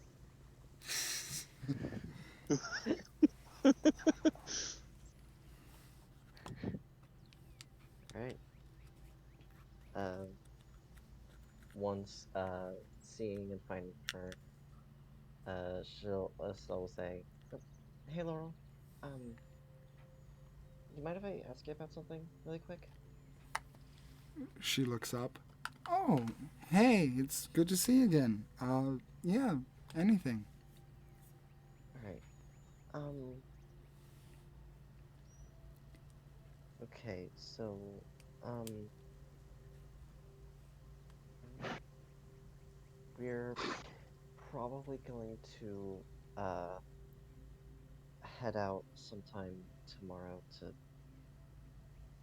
uh advance our take the next step in our journey. But I wanted to ask you about something. So, a few days ago,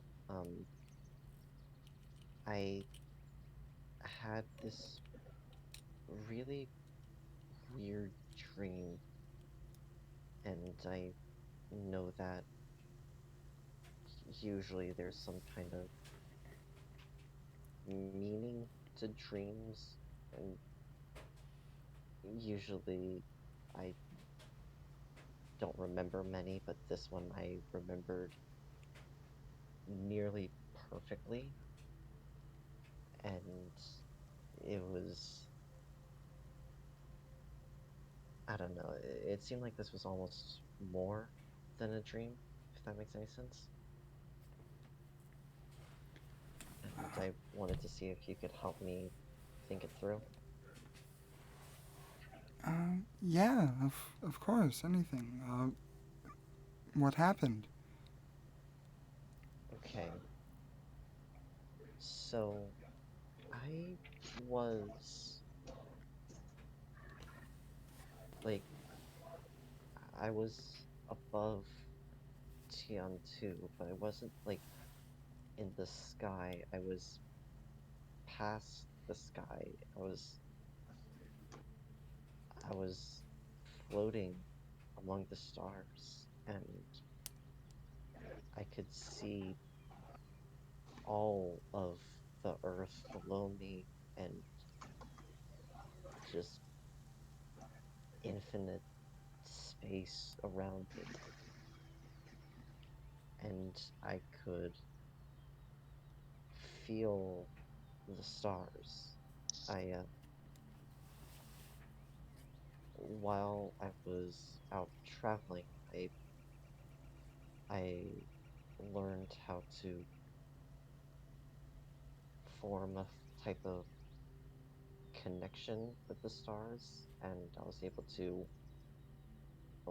launch, like, basically I could form a constellation, take on the form of a constellation, and it could be like I could help heal people more, or I could make like a starry bow and launch like starlit arrows almost. And I think there's a third one, but I haven't used it yet, so I'm not 100% sure what it does. But it felt like that, but it was more. It was so much more. I almost like it was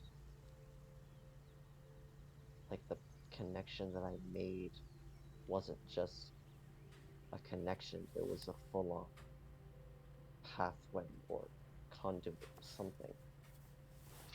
And I started to tap into that out of curiosity, slowly having it grow more and more until I felt some type of limit, but I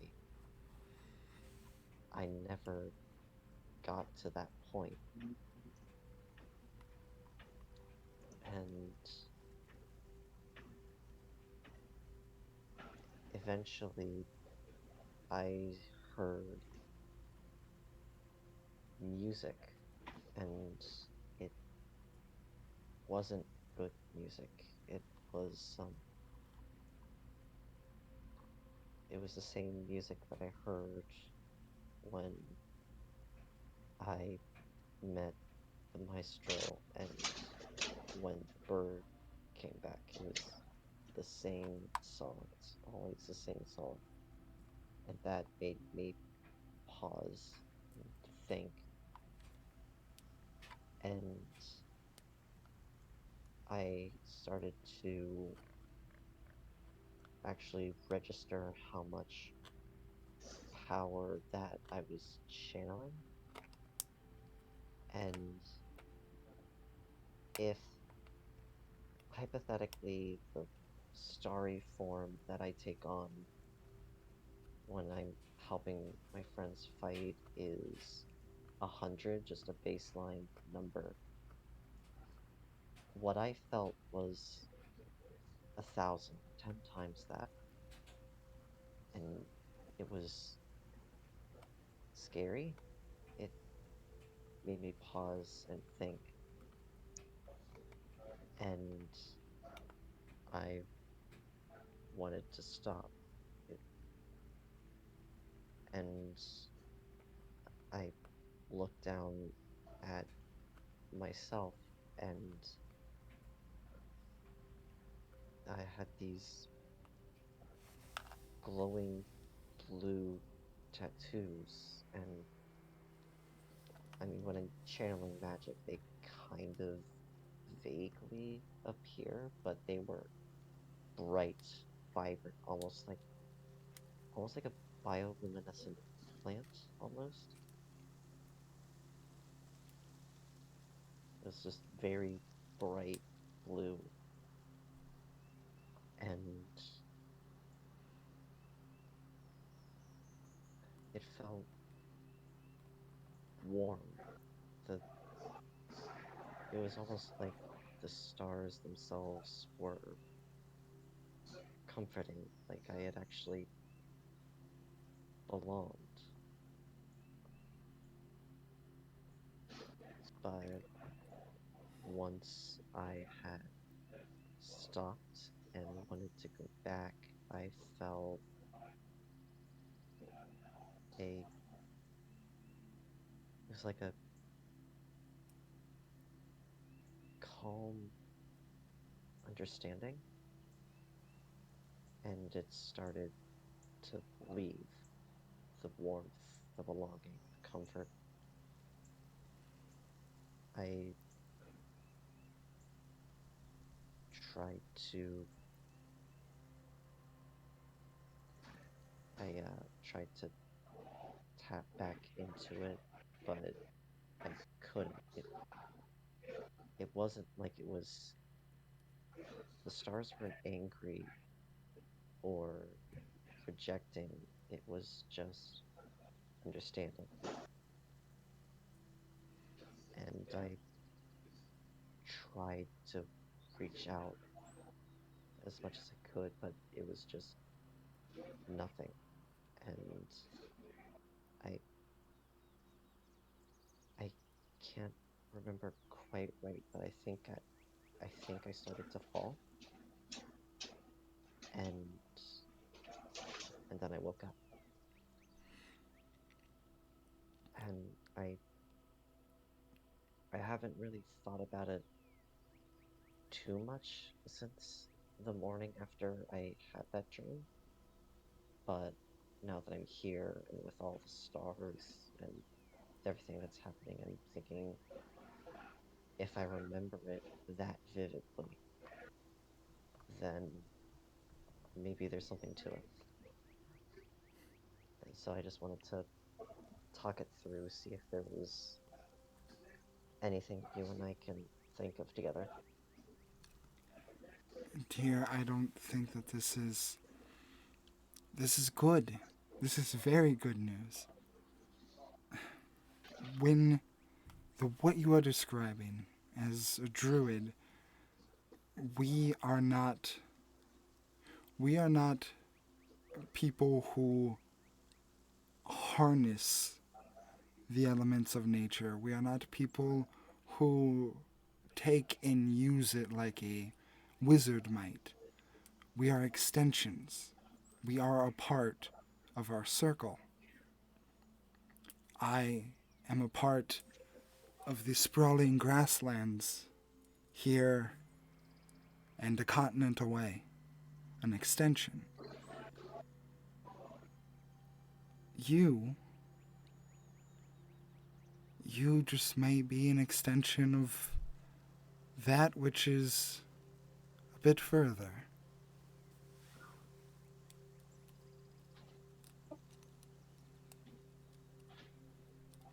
Okay, that makes some sense. But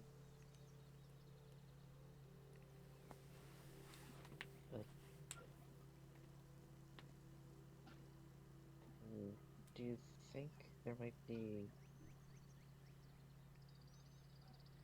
I guess you wouldn't know, but I'm just curious why I started to hear that song again when I was feeling that energy.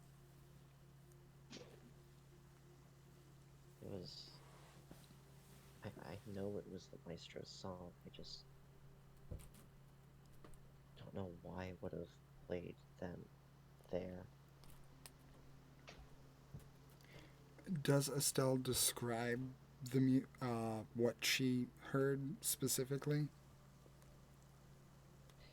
Yeah, she would definitely describe that it was the same, uh, sort of like vile, almost sounding noise that always plays whenever the maestro does his things. Uh, because I may be mistaken, but that's not the song that played when you were in your dream. Oh, It was the one I sang. okay. I could be That's different. mistaken. I could have played the music and completely forgot about that, but the only one I'm recalling at the moment was the one I sang. No, I remember that you saying it. I Okay, remember it, yeah. then that's my memory failing me. I apologize. Then yeah, she would instead describe the song, and oh boy, I guess I didn't remember well enough. Oh well. That's completely fair, dude. No problem. A lot of times when it comes to connecting with what we are and who we are and our ability, sometimes it can come off as fuzzy or uncertain, even ambiguous. Um, but that's part of the process. Growing, becoming stronger, smarter, wiser, and more capable. These things come with time. And while they're odd, no doubt, I've had a few of my own interesting visions when I was a younger girl.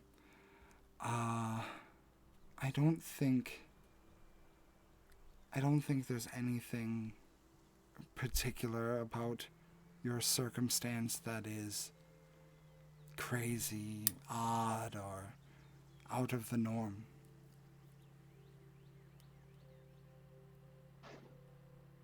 Okay. Okay.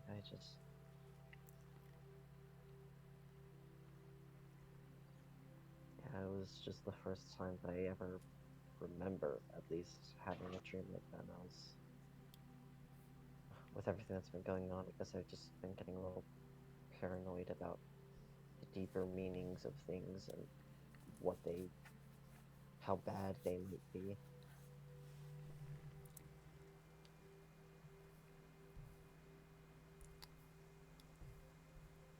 Listen, there's plenty of journey for you ahead, and I would, at least at the moment, trust that the connection that you have with your circle and what extension you are will guide you through these troubling times.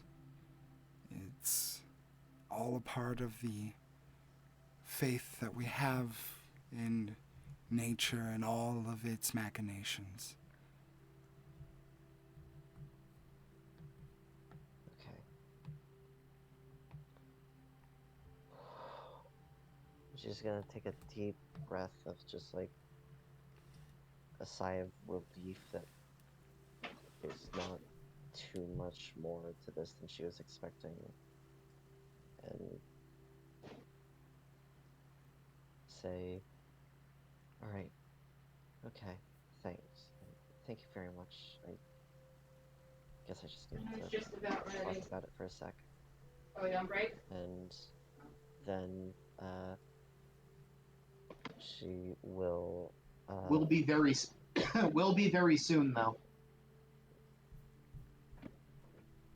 uh, she will then hug Laurel and say, "Thanks for being a great mom." I couldn't ask for a better daughter.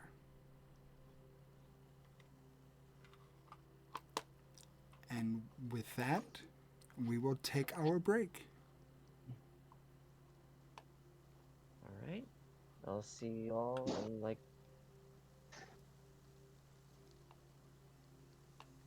So, enjoy your See you guys' guys in a breaks. bit.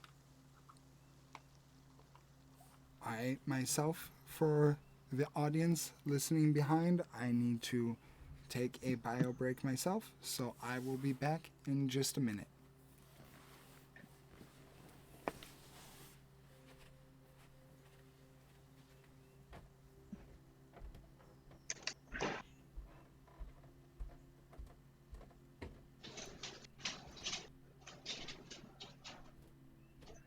Wahaha, I'm here by myself. I've taken over the break. Suppose since Big B has been talking about different game stuff, I am super excited about some of the new races coming out with the Space Jammer, or the is it Space Jammer? I think, yeah. All of that new stuff coming out. The flying monkey race, that looks like it'd be fun. And there's a hippo race and the Thrycreen. I've always wanted a bug race. I've been so looking forward to a bug race for so long. I wanted to play one, and it's finally coming out. Looks, it's just the trailer that came out is so good. I love it. This is sea shanty on the on the astral sea. So good. I always love making new characters with the new races. And I don't think they came out with any new subclasses with Space Jammers. This sounds like Space Jam. Oh my god, you can make Space Jam and Space Jammers. You can make an entire pirate ship out of Looney Tunes. That'd be crazy.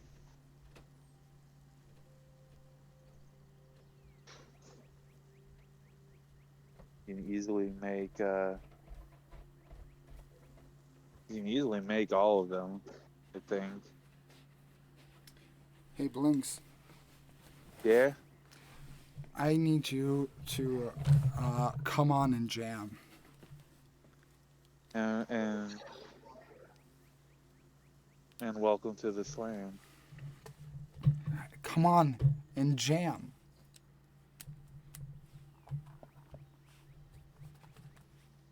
Yeah, I am so excited. And those trailers were so good. Oh, yeah.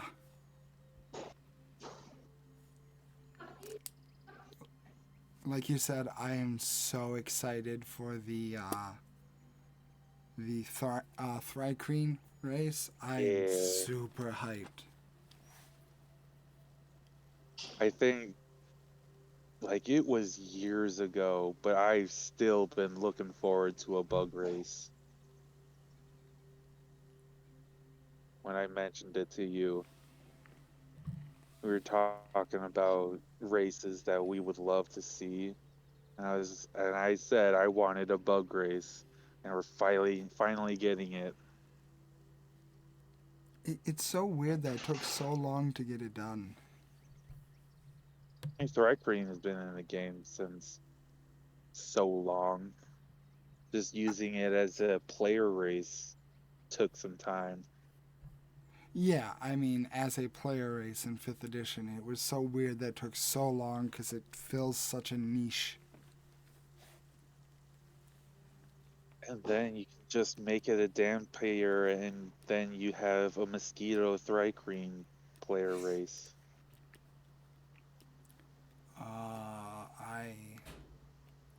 I am really excited for the additional stuff that Spelljammer will add on. Spelljammer, that's it. Colin's saying it was Space Jammer.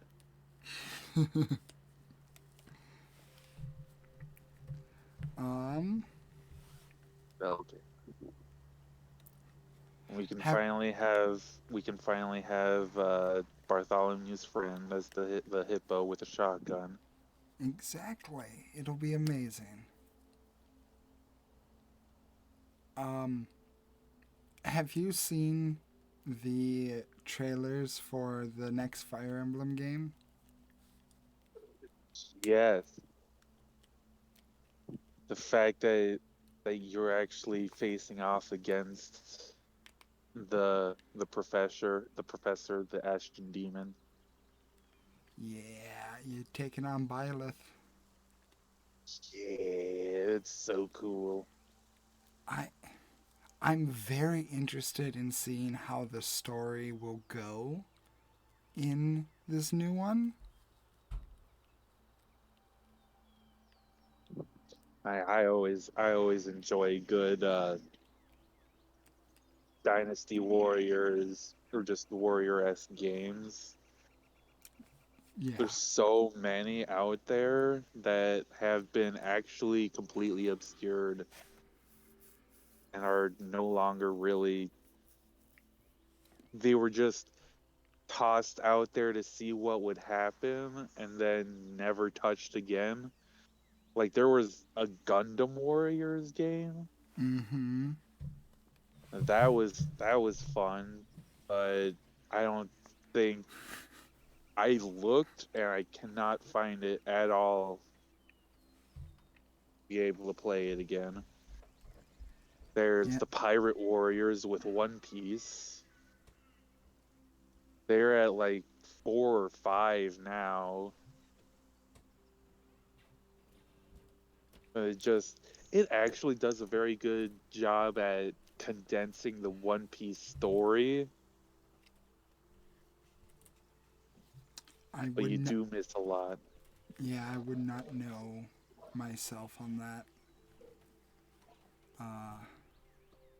But I have not picked up my Switch since I stopped no lifing Three Houses. So, with Three Hopes coming out, I'm very interested in seeing, because they've redesigned the characters to some extent,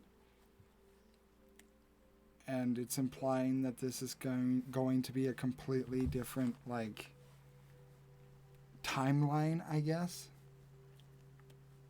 No, yeah, it's supposed to be if Violet, instead from choosing the 3 different houses that you could have chosen, they chose some completely different path where they're still a mercenary and they're just a war machine going down just killing everyone, I guess, or just anyone can hire them. Yeah, I I'm very interested in just seeing how it's going to go because I'm obviously a little bit more excited into seeing how the former students, how their stories are changing or different. Um, Obviously, we won't have the massive 5-year time gap where everything went to hell. Yeah. Uh, And there's also not the massive customization of all of the students. We've seen it with your main character, but I don't think they'll do it for the other characters. So you'll be able to see what their true classes are supposed to be. Oh yeah, I don't think there was any hiding what their classes were in the original game. It's just I Yeah. I made my groups based purely on my own uh, weird niches. Everybody's a grappler. No, everyone's a white mage. Oof. I did the Blue Lions route, and I just made everyone. The only thing anyone ever studied ever was faith. Welcome to Catholic school. Exactly. Oh god. It's actually stupidly useful because when you have everyone as a healer, you never worry about any of your units going down because they can either heal themselves or someone right by them can heal them. Right. Uh, And there's some pretty good offensive white magic. exactly. And then when you get the people who are actually naturally good at the faith skill, you put them on the front line, and even if like the enemy resists it, it's all like, well, guess what? I'm still doing shit tons of damage. Here's a holy nuke. Yeah, and the best part was it's not even like I did like a holy night where there's some riding on horses or mixing it up with a lance. No, purely faith. It's just a bunch of priests on the battlefield.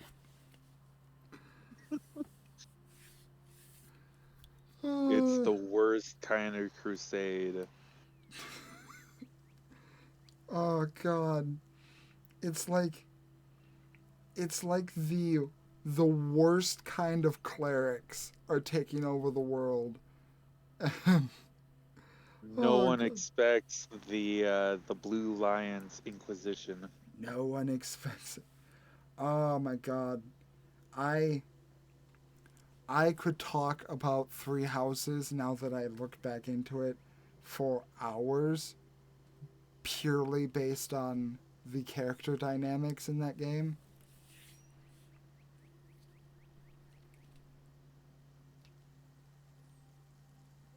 And you can play any of those characters in D&D too. Oh yeah. Just As there long as you are okay with people turning into dragons. spoilers. Oh Oh! no, they're the Blue Lion. Oh, go ahead. It's just the fact that people turning into dragons has been a thing in Fire Emblem games since the very beginning. Oh, I knew that totally. It's not like I've only ever played Three Houses.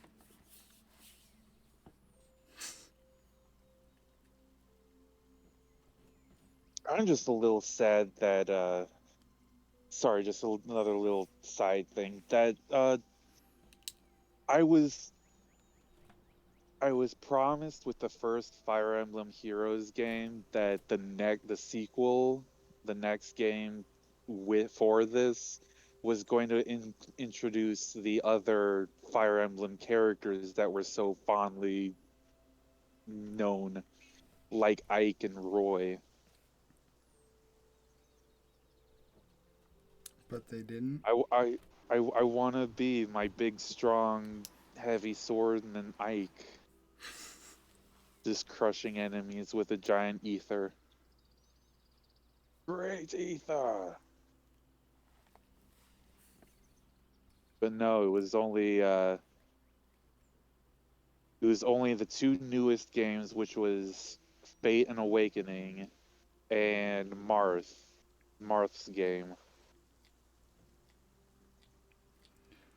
Yeah, I can see how it would be kind of hard to fit in a franchise as massive as Fire Emblem is at this point.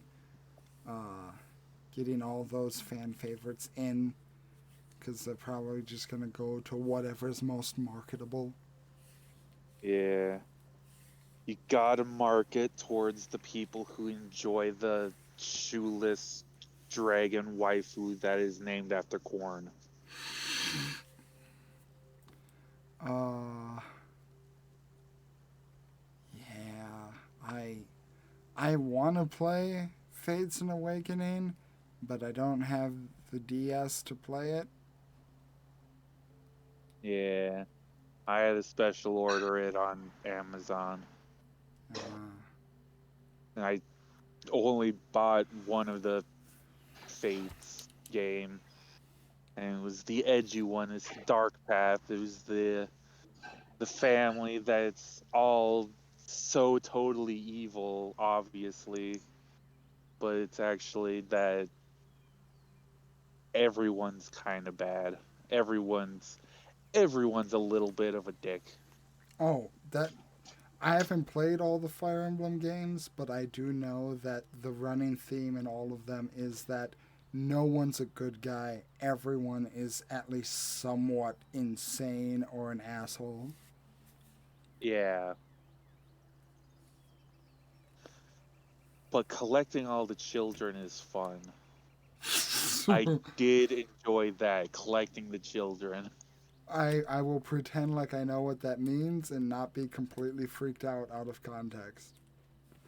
No, in Awakening and Fates, your units can marry and have children, and they eventually come into play like through time travel or wormholes that have time distortions, and you can actually meet your own children later on in life and have them units to fight in your war.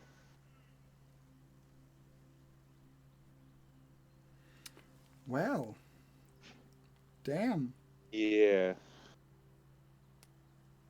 Corin's child is actually pretty adorable. I really do love Corin's kid. And depending on your gender, if you're a female, you have a son, and if you're a male, then you have a daughter.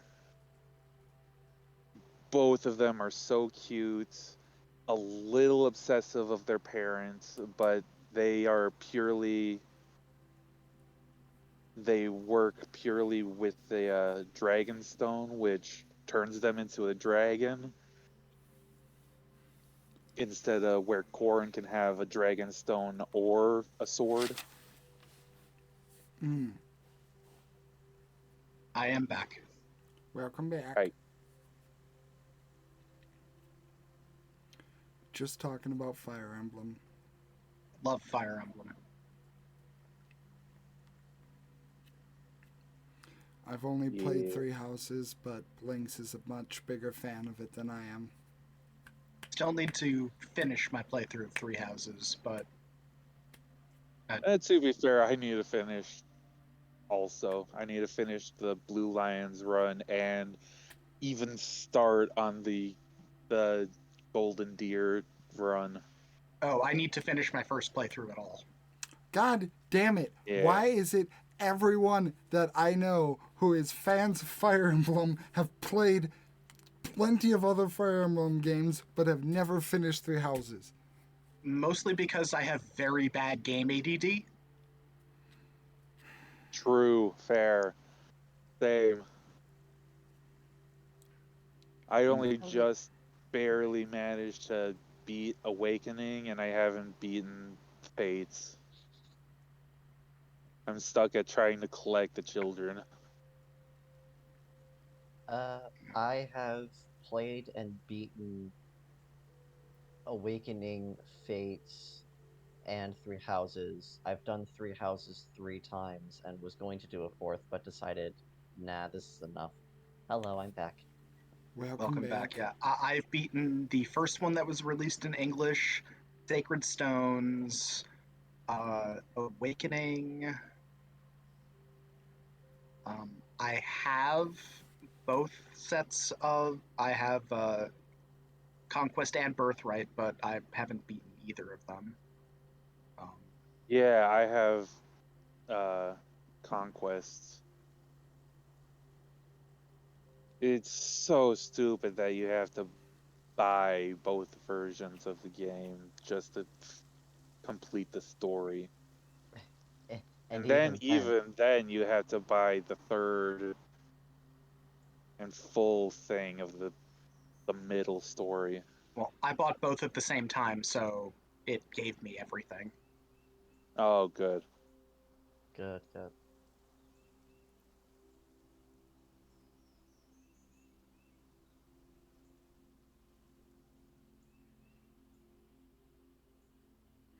Okay, well, since we're all back, I guess we can continue. So, I guess just to make this a little bit easier, can I, from Passeth, get a, I guess, carpenter tools check with advantage because you're getting help from Liana? And guidance. Oh, yeah. Uh, bu- bu- bu-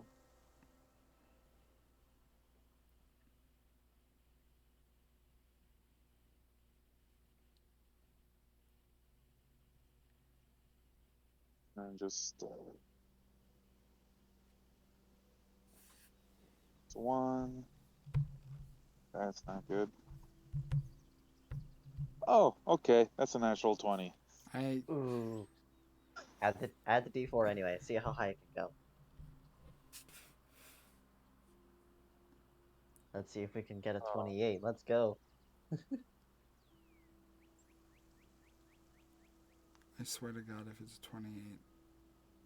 That's a 3. Oh, 27. 27. Boo. Oh, too bad. You rolled too low at 27. Oh, fucking This God. is what I'm good at. D&D. When a D&D character is good at something, then good rolls mean very high numbers, and Oh, it's going to be good. what are you talking about? 27? Get out of here with that bitch shit. Oh, that misses. That misses the ancient red dragon. You're Sorry. fighting one of the Solaran. No, You're fighting a displacer beast with like 26 AC. it has 5 different suits of plate armor on right now. Yeah, that doesn't even beat its first suit. So too bad. God damn it. Get out with that weak shit. Okay, so like fucking clockwork, you're given this request, and then you're just like, oh yeah, you got this, got that, putting a few things together, easy. And considering the contraption that you just casually walk around in, yeah, this is a fairly simple task. Leana, in, you know, 2 hours, with your help, you see before you, without even breaking a sweat from Passeth, a fully functional, as he titled it, wheelchair. It also helps that with my multi-tool, it's also a +1, so it is 28. Fuck you. God damn it. But it could have been a 29. It could have been. It Okay. could have been. Okay, no. Like I said, if it was 28, something would happen. Cool. So, little do you know, notice Leanna, as he's working, the longest time that Paseth is taking on seems to be on some weird interior bit to the wheelchair.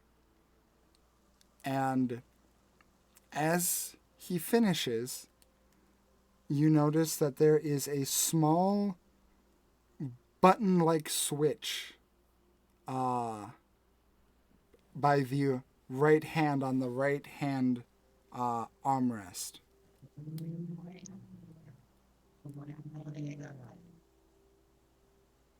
Huh, what's that do? You want to push it? No, I've learned my lesson on pushing buttons without knowing what they do. Hmm. Then you had a fun experience. Okay, I'll push it, and Mom I'll built. sit in the. Mom I'll, literally built something with a button that did something when we pushed it because we didn't ask before pushing things. I'll sit in the chair, make sure that the space around me is clear, and I'll push the button. Okay, you sit in a chair that is much bigger than your body. Uh, In because you, barrel bot. okay, fair enough, fair enough. Yeah. And you push the button forward, and kind of like a light switch, it flips onto a different setting, and you both start hearing a whirring noise as the clockwork gears that Paseth had installed in this chair turn, and the chair moves on its own. Oh, that's awesome.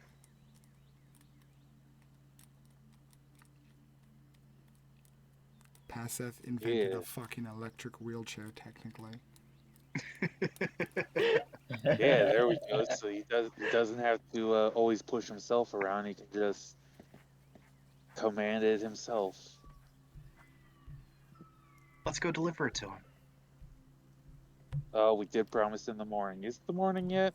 I don't It's know. been 2 hours. Oh, he's pretty old. He might be asleep already. Usually, older people need to go to bed early.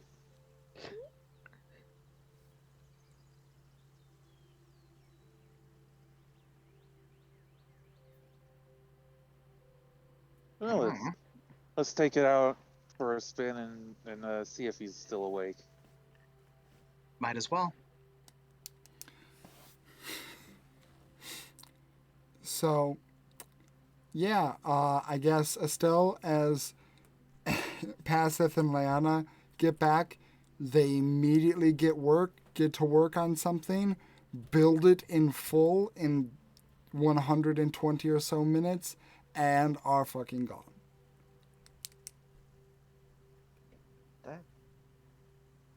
That was fast. Give me a second, guys. I gotta step away. One quick moment. Okay. Okay. Understood. That Anyway, Hey. back to the Fire Emblem children. One of my another one of my favorites is the one from Awakening. Tharja's kid is pretty great. Yeah. She has extreme anxiety and is always so sad. But when Considering who her mom is, yeah, the yeah. poor girl. But then she also has that little curse tweak that allows her to be more open, and she just becomes super aggressive. That's funny. Okay, yeah. Noir's hilarious. Yeah, Noir. Okay. She's so great, and she's a really good bowman. Mm-hmm. So, as you guys just book it, well, not book it, but as you guys leave, you make it back to the apothecary. You know what? And say, yeah, no, he'd still be awake. So, you guys, in the span it took him to clean up his room, you guys are already back, and he just turns and says, "Oh, what are you? What is that?" This is your new method of getting around. You've been gone for 2 hours. Inspiration know strikes. this is a very nice quick project. Oh, I'm. I don't know if I should be happy or sad that this thing that's handicapped me for decades could have been fixed in 2 hours. Happy Huh. because this was inspiration striking, and while it took 2 hours, it was a lot of hard work. Okay. Yeah, and you didn't have uh, a craftsman like me working on it. I guess I did not. How are you making that move when you're not moving? That is a little trade secret of mine specifically. I'm going to tell him. Clockwork. Well, yeah, but also a little bit of my own special brand. What's a clock? Gears. What's a gear? It's mechanical.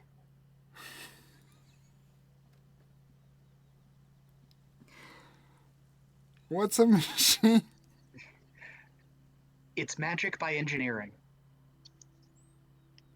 You It's know my what? own kind of magic. You know what? I will accept that as the answer. Oh, okay. This is really interesting. And you Yeah. can also roll the wheels yourself if you want to. You don't need to rely on the magic. Uh, do you get out of the chair? Yeah. He'll kind of hobble himself over and he'll sit down, kind of put his legs up. Huh. You know, this Try to is. make it. We try to make it as comfortable as possible. You know, this is pretty. Whoa! And he accidentally just kind of swings his hand over the buttoning, just kind of moves forward for a split second. Oh, that has some kick to it.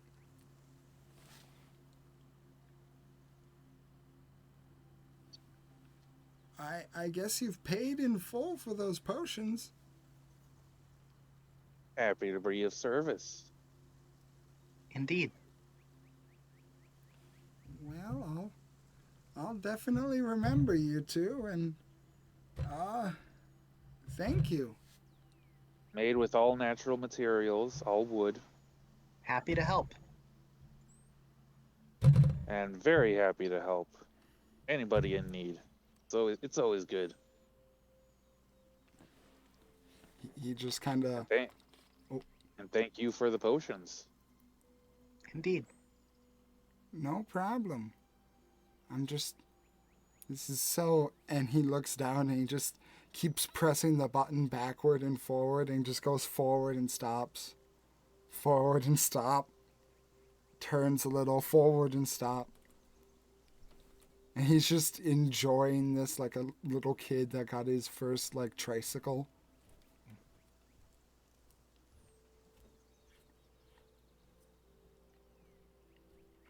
Oh, a lot of older people and people who have missing limbs, missing legs specifically, could probably benefit from this. This is a very good business idea. Another thing to write the schematics down for. Yes, I will get to that once I have a little bit more extra parchment.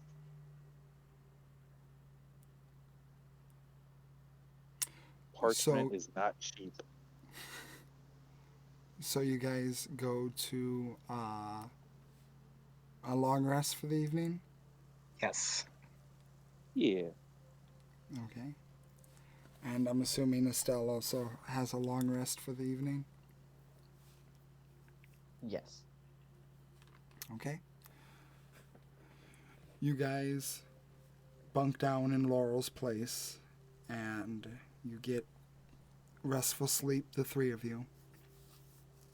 The next morning, you are awoken as you've been before to the smell of a warm, hot breakfast as Laurel serves it to you. Waking up, is there anything else you guys want to get done in Shuruknatau? Just a set of flexible boots. Oh, that's right. That's right.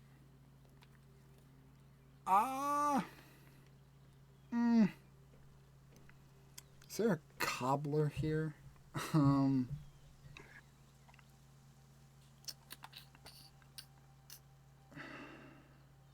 Seeing that this is a druid village, probably not. yeah, hold on. Give me 1 second. Because I'm going to say, well, no, that wouldn't be true. Because looking at Estelle's portrait, she has a pair of boots herself. So, But she's also been out of Shruktataal for over 2 years. True. but they're also made of the same material as the rest of her outfit. Would you like some leaf booties? I mean, those would be quite flexible. Yes. They prob- would. Yeah. Yeah, Lana would be good with that. Okay. So, for the sake of saving time, we'll say that you are able to locate the same person that does make and construct those boots. I'll say there are at least a few pre-made, so you could take some today. Again, they don't really accept money, as it's not really a trading post. So this would be just something that you would take. Lana would offer a performance in payment. Okay, give me a performance check. Ooh, performance with the boots on, showing off how good they can be. Testing them yourself That's a and 10. showing That is Oh. upsetting. Oh, Oh. no. That was almost a 26. Oh no. Oh no. Yeah, as you kind of go through your performance,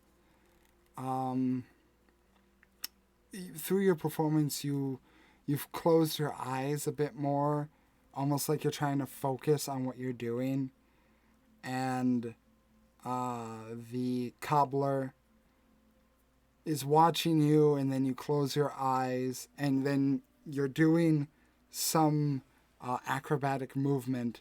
When you open your eyes again, and at your feet are the boots, but the cobbler is nowhere to be seen. Well, need to work on that. Thank you. Okay. You can add a pair of boots to your inventory.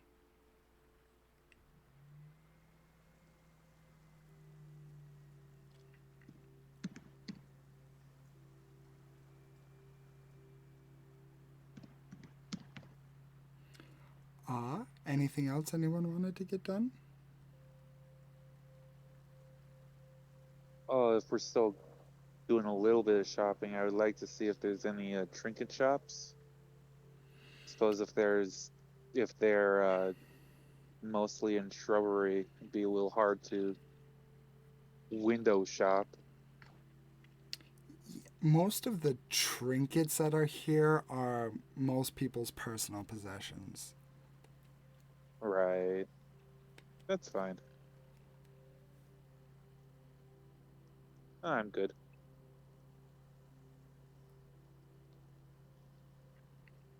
And Yeah. Estelle? Oops, sorry. Oh, sorry. uh, yeah, Estelle has everything that was on her mind immediately accomplished. She's set out to do everything she wanted to do. Some things happened that she didn't want to do, but went through it anyway, and even got a few extra things that she never would have expected. So yeah, all in all, this has been a pretty good visit. She's satisfied. Okay.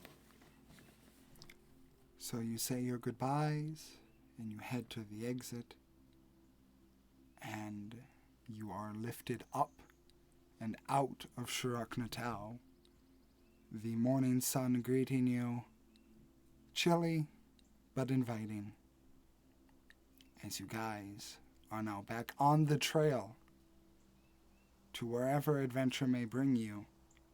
So, speaking of, where are you going again? Rust yards. Okay. So, this will be a bit of a journey. Can I get whoever wants to lead for the first leg of this? Give me a survival check. Uh, Two questions. One, would it be alright if I do it? And two, would uh guidance and or help be applicable?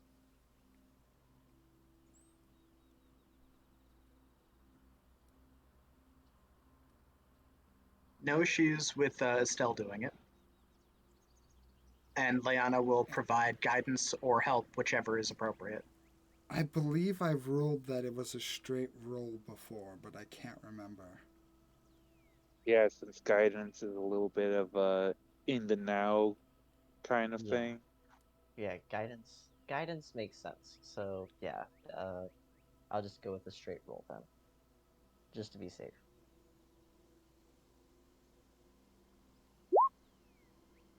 An 18. 18? Okay. Uh, on your travel, you do encounter a few interesting sorts. Um, I would say reviewing the map for the first time in a while. I would say that as you make your way northeast to Rustyard, there's nothing but flat land and a blanket of leaves as far as the eye can see. It is fairly monotonous.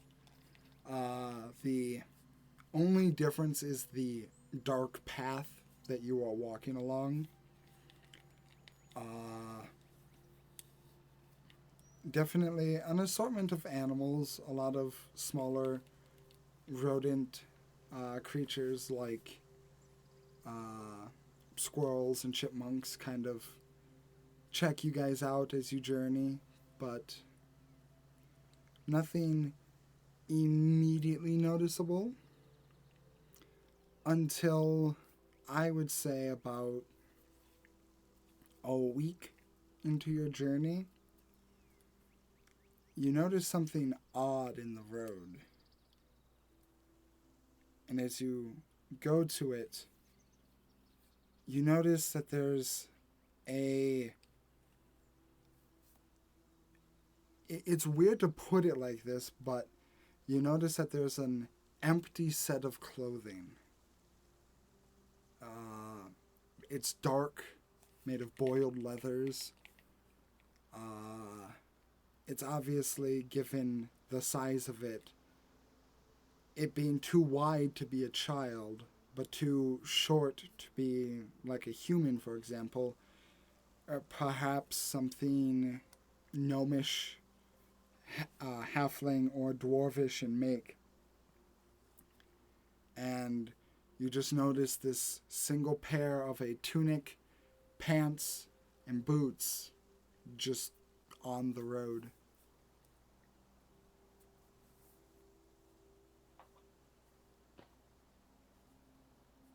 That's That's weird. ominous. Peculiar, and I don't think that's a good sign. Yeah. Probably not. Let's be on high alert. Look with your glasses. Yeah, that would probably help a lot. And she will reach to a bag and put on the glasses. Okay. Yeah. Roll an investigation check with the advantage that the glasses give you. Alright.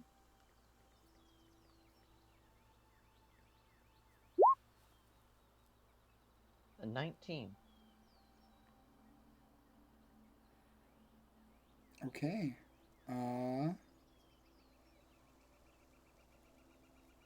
So, as you put on the glasses and look at the construction and make of this suit of clothing, one thing that strikes you is that nothing appears to be enchanted or have any sort of, magical runes on it. There's nothing in the pockets, no gold, no silver, no weapons, no notes.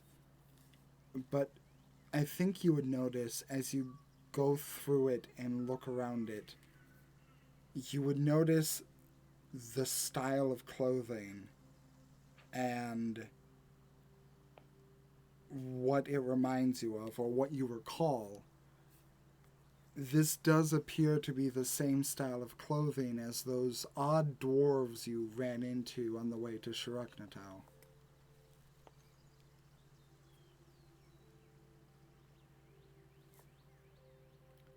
Huh.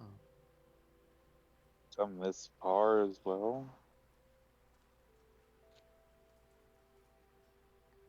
Something happened.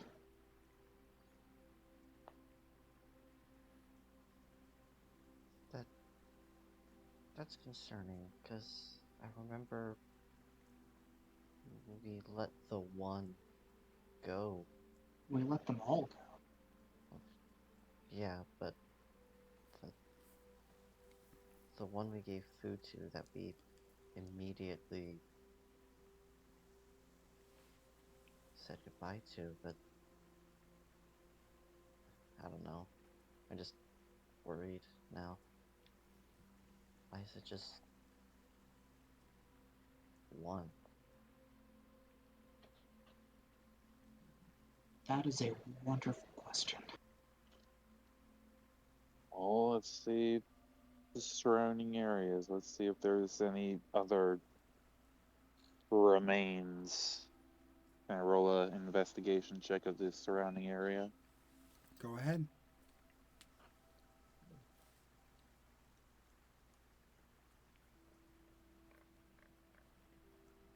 Oh, that's only a 12.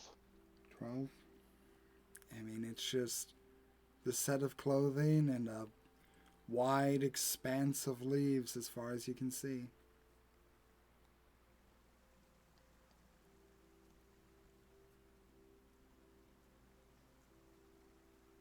I don't know.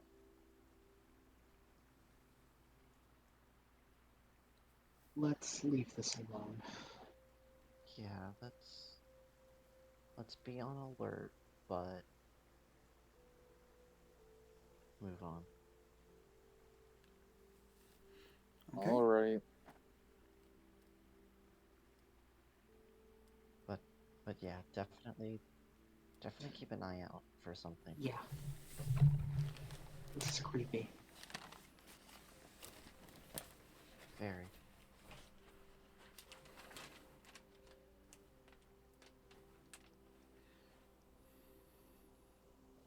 Okie doke.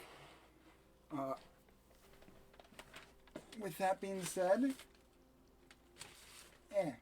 sorry, dealing with a little friend here. With that being said, can I get another survival check from someone that is not Estelle? I'll do it. Go ahead and roll. Okay. Fuck. Nat 1. Dice are not with me today. Oh. Okay.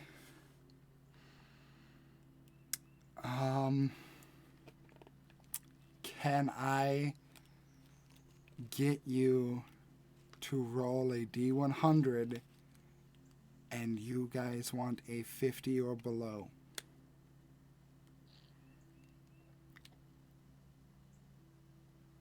63. Oh, Give me a second. Yep. Sometimes the dice say you don't get to get good things. Okay. Oh boy, howdy.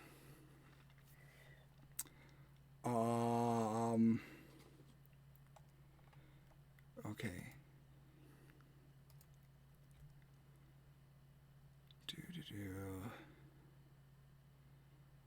What would be the best?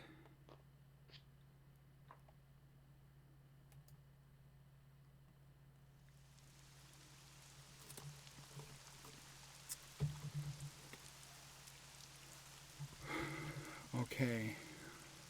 So, as you guys are traveling, this is now about the second week of, about midway through the second week of travel.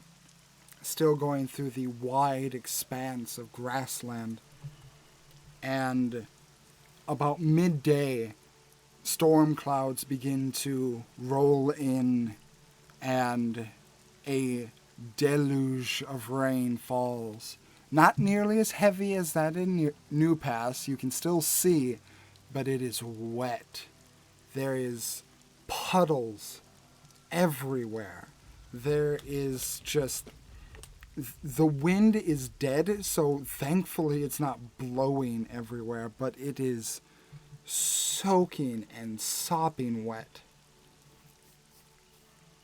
Splitting up the tarp.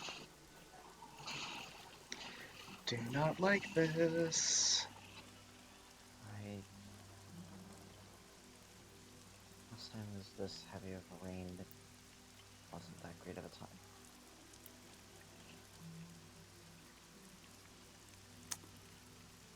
And you travel for the rest of that day without a problem.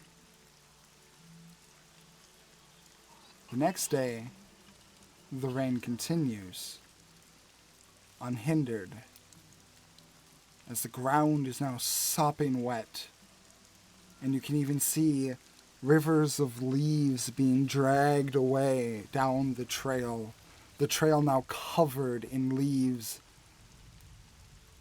But Glad I this have day... some proper boots now. Very true. Actually, funny to note that both you, Estelle, and you, Leanna, have your boots made by druids of the land. And as you walk, it's like with every step, they're kind of absorbing the water ever so slightly, making the boots themselves very shiny. very watered looking. But as you continue walking, you notice something that you haven't seen in quite a while, and that is a person. And you see this person, a male human, about 5'10", 5'11", brown hair, green eyes with leathers on. You see a long bow on his back, along with a quiver with arrows in it. And he seems to just be standing in place, frozen. And he notices you, and he yells out to you, "Stop! Don't move!" The Leanna spell will stop. immediately stops. I'll stop. And he's looking around himself, and you can see that all around him are, the leaves from the side coming into the path, and just the deluge of water, the puddles, the little streams caused by the rain, just everywhere. And you can see that he's breathing heavily, and you can see the panic and look in his eye.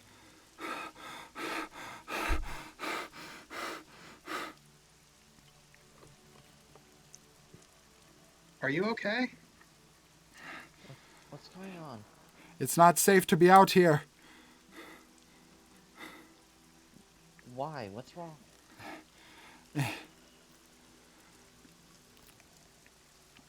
I think it's here. What is it? What's going on?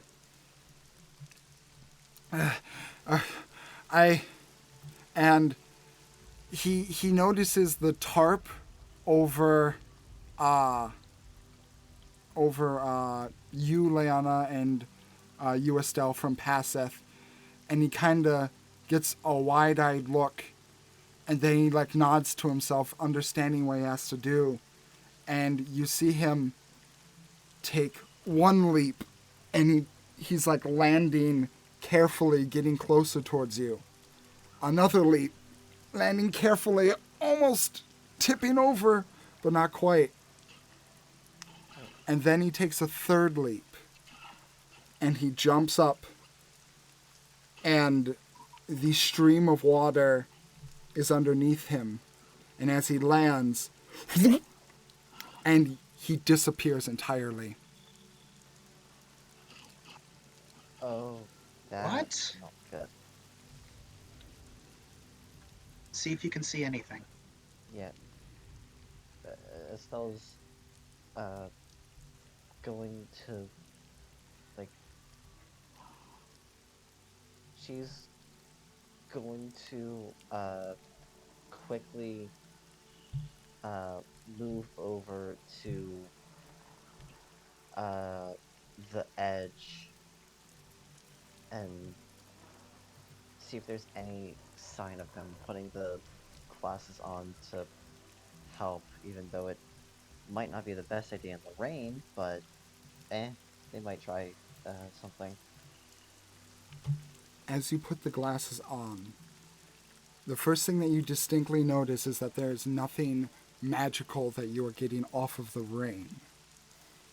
You aren't seeing anything, like before in New Pass, where it was this kind of hazy fog that goes around with it. But you look at the stream below you, and there's a weird and unsightly reading that you're getting that doesn't even require investigation to check. As you see this undulating and seemingly living mass of magic and energy underneath you. Okay, yeah, seeing that, she's going to start to back away towards the rest of the group.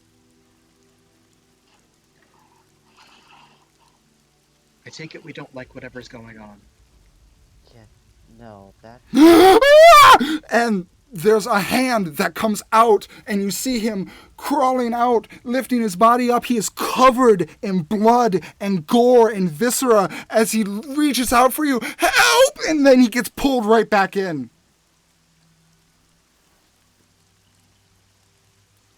Okay. Don't go in the water. Yes, very don't go in the water.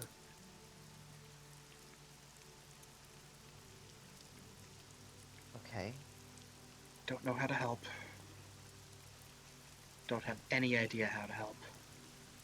You guys are just standing there? Kind of Right. frozen in shock. Yeah, after seeing that, alright, I need to think for a moment. Okay, so, Can you destroy the water? yeah, Estelle's going to run back, over, and then, uh, as suggested, in the area where the person fell and where he went back into, going to cast uh at uh going to cast at first level create or destroy water, and specifically destroy, and the spell description says uh up to 10 gallons of water in an open container within range. Alternatively, destroy fog in a 30-foot cube. So I suppose this would be destroying 10 gallons of water in the open container. I gotta check something. Give me one moment. Understood?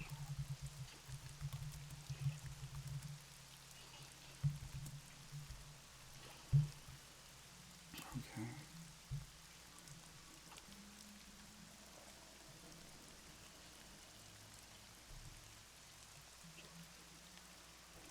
I don't know if I should try to harpoon him or not.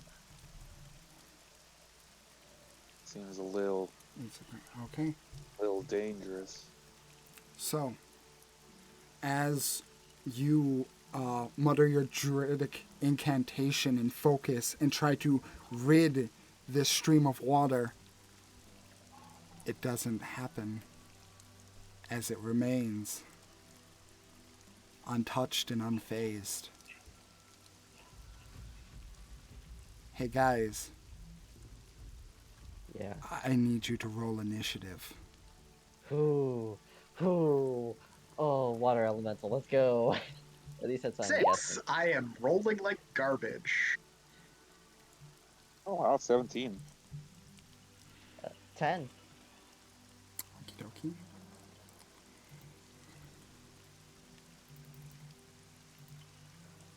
That's a 32. What? So, This thing fast. what did you roll, Paseth? 15. Okay. Uh, Or was it 15 plus 17? 2, 17. 17. Yeah, 17. Okay. And Leon. Okay. So, let me. Okay. Oh boy. Okay.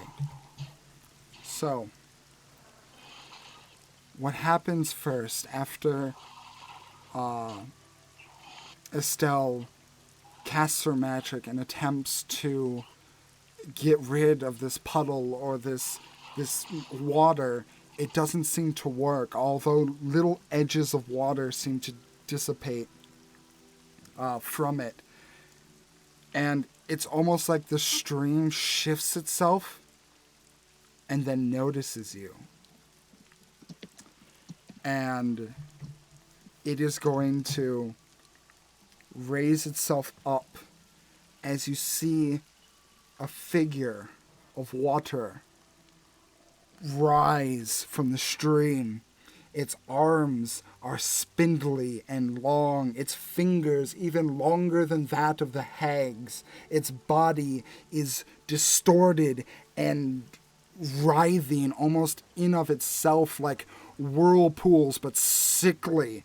Its maw is hanging low. Its teeth are like spikes of ice, but they're still moving like water. Its eye sockets, what would be considered eye sockets, are hollow, deep, and dark, like the black abyss of the ocean.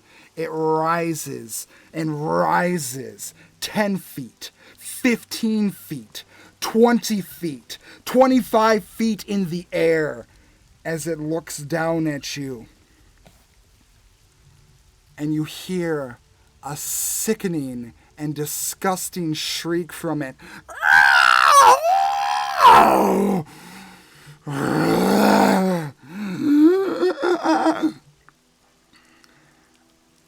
And then you hear it speak.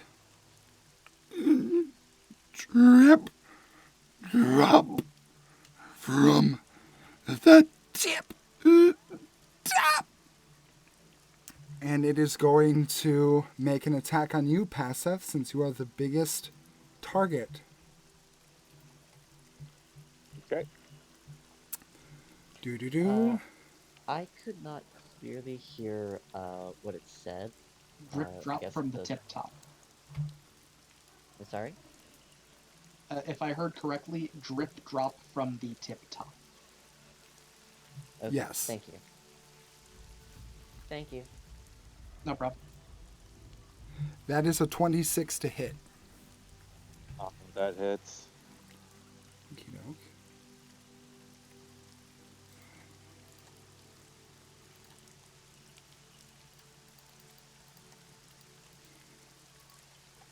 You take 15 points of piercing damage as its claws reach out and reach into your machine and pulling out chunks with it. The connection that you share with the machine sending reverberations of pain into your very being as it sends out another cry.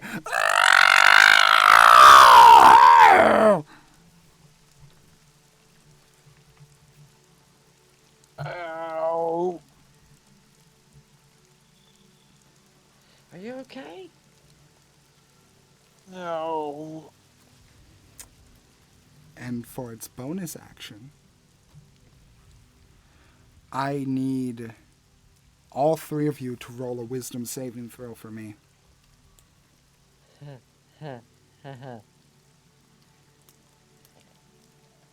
22, finally a good roll. Also 22. An 8. 8.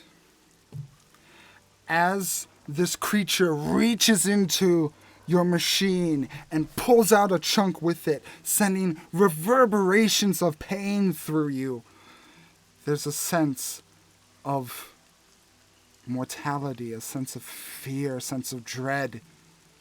Paseth, you're gonna die.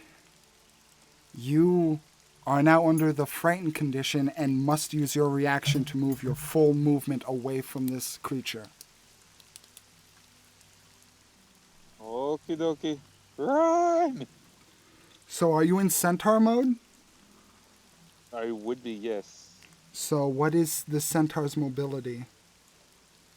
Oh, it would be 30, right? I thought it was 40. No, 40. 40, yep, 40 feet.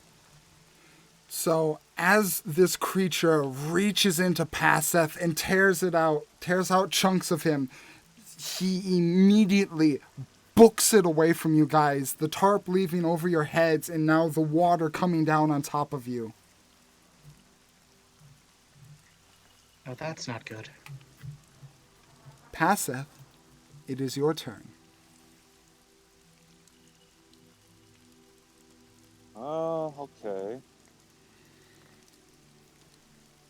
Um,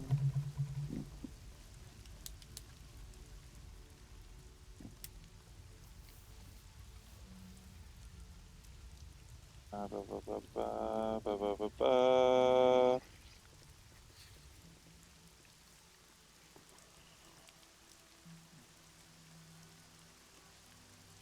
I'll just say, we're running, we're running, we're running. And I will cast Cure Wounds. Oh no, my game, my D&D Beyond messed up. Oh no.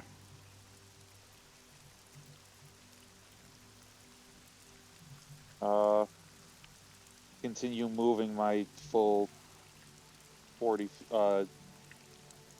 not dashing, but moving still away 40 feet. I'll cast Cure Wounds on myself. Okay.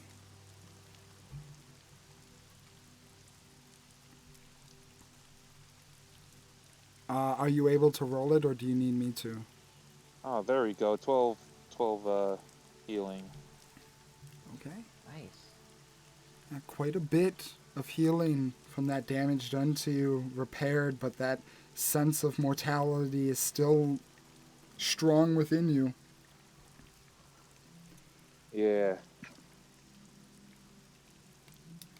Uh, so, is that your turn? Yep. Okay. So, Passeth is 80 feet away from you guys as the creature is still directly in front of you. Estelle, it is your turn. Okay. Uh,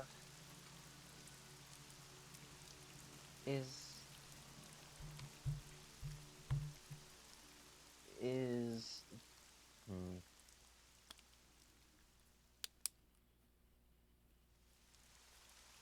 So just for more.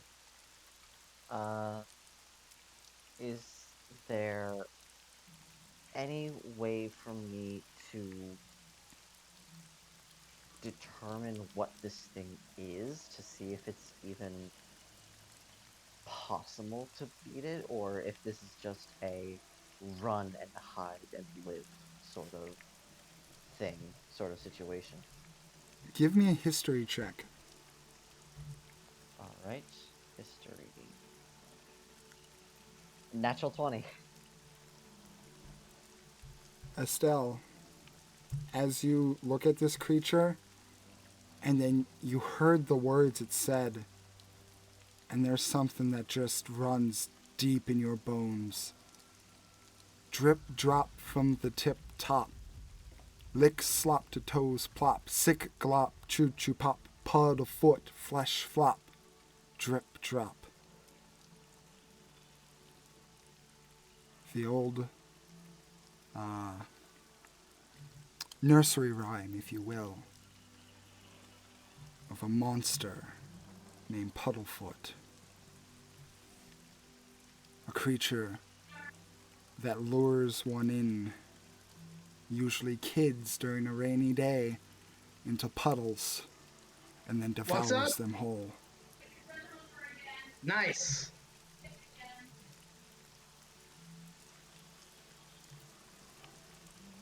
Hmm.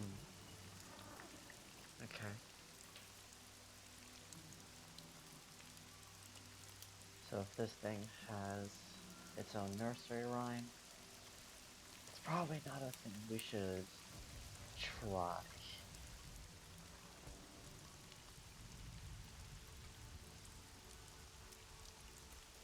So, uh, Run, run. yeah, we run.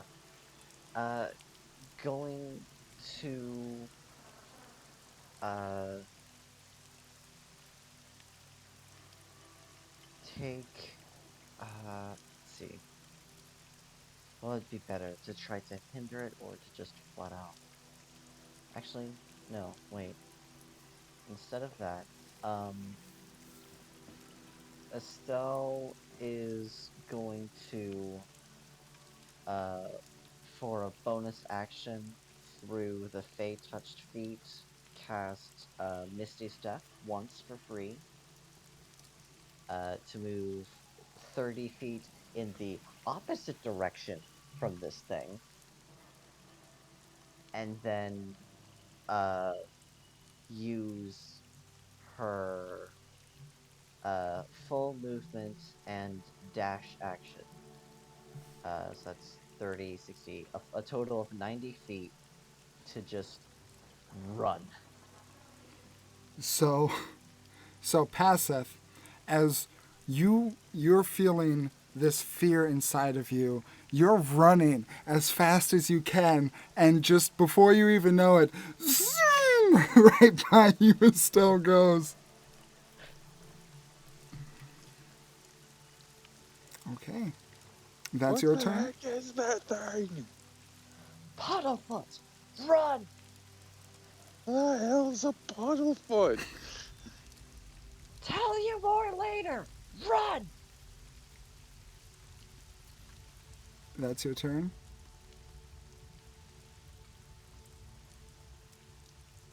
Yeah, action, movement, bonus action. Cool. Puddlefoot is going to use a legendary action.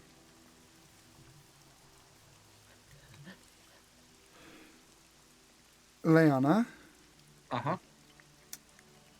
I need you to make a athletics or acrobatics check of your choice. Acrobatics. Okay? Come on, Another Miss nat Acrobat. fucking one. Oh no. I would I am say not having a good dice day.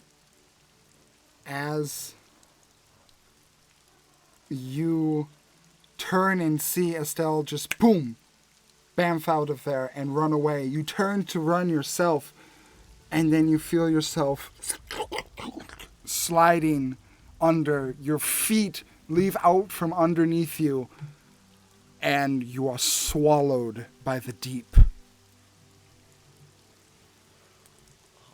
Oh, that's a problem.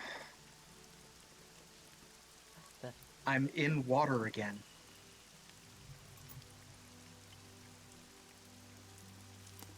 well, those are two big problems right there.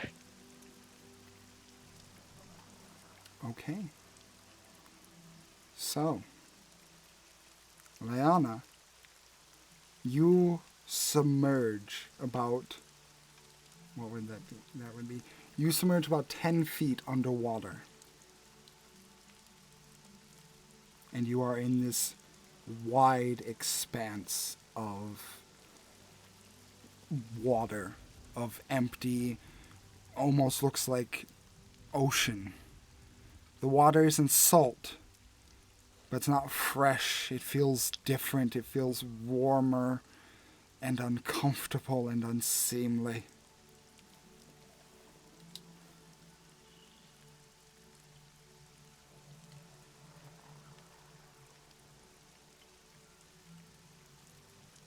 Yeah, is your- she's not happy. It is your turn. She is going to try and escape. Okay. You are trying to swim within Puddlefoot. Give me an athletics check with disadvantage.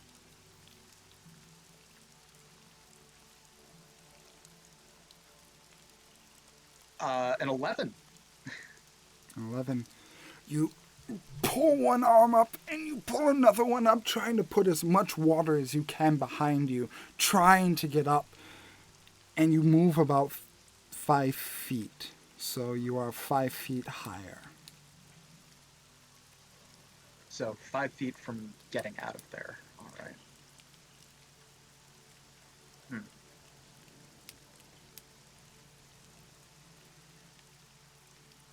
Bonus action dash to do it again. Let's see, because that wasn't your movement. That was your Oh. your movement is 0 at the moment. Okay.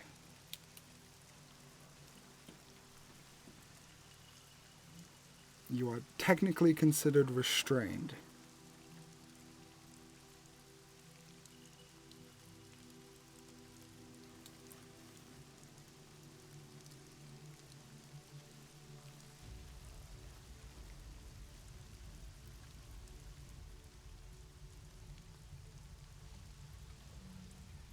Then I guess I would have to try attacking it with my bonus. If you wish. No, calmer mind is. Can I make a check of some kind to see if there's a way that I could make my escape easier?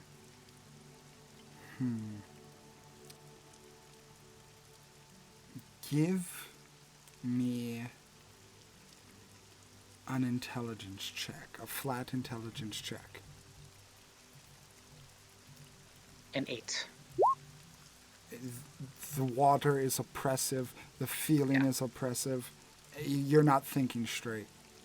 That was almost another nat 1, so I'll take an 8.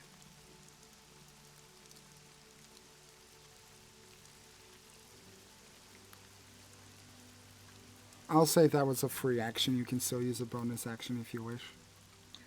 Okay. She's going to try and stab it with a dagger as her bonus action.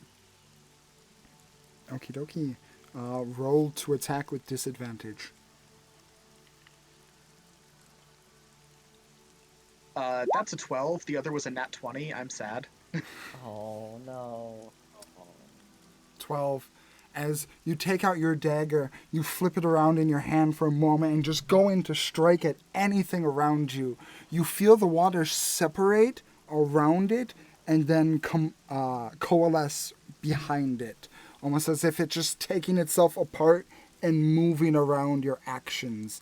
It's very unseemly, a weird, almost nonsense kind of movement.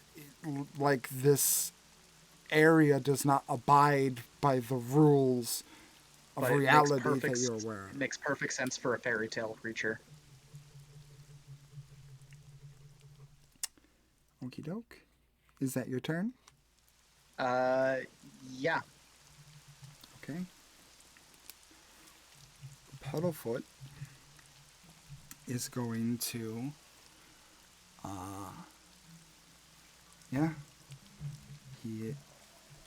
Leanna, as you try and move and struggle inside of the water, you hear echoing all around you a distant voice growing louder and louder, this sickening, twisted, repeating rhyme.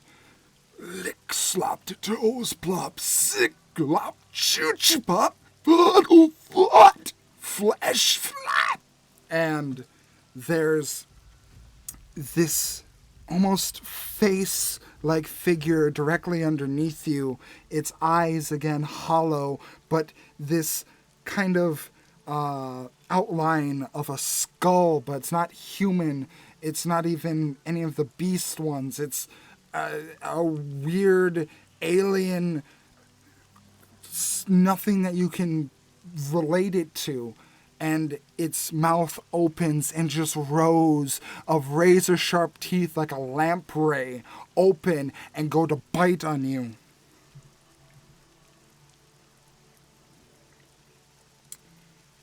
That's unsettling. Okay, so this is no. That's a 19 to hit. That'll hit.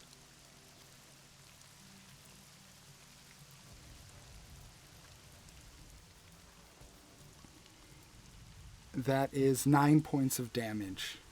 As it seems to bite onto your leg and start sucking away at the excess blood that it's releasing.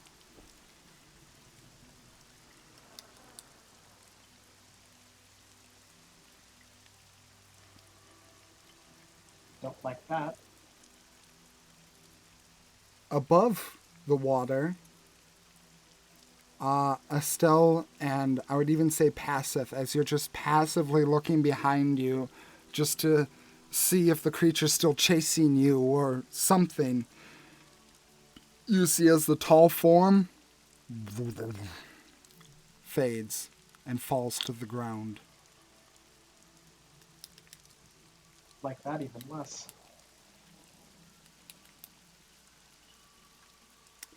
That will, because no one is in range and Leona's already inside, that will end his turn. Passive, it is your turn. Am I still frightened? Let me read what I wrote for that. I don't see it anymore.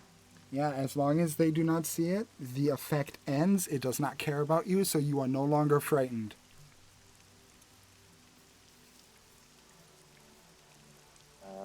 They got Leona. We gotta go back.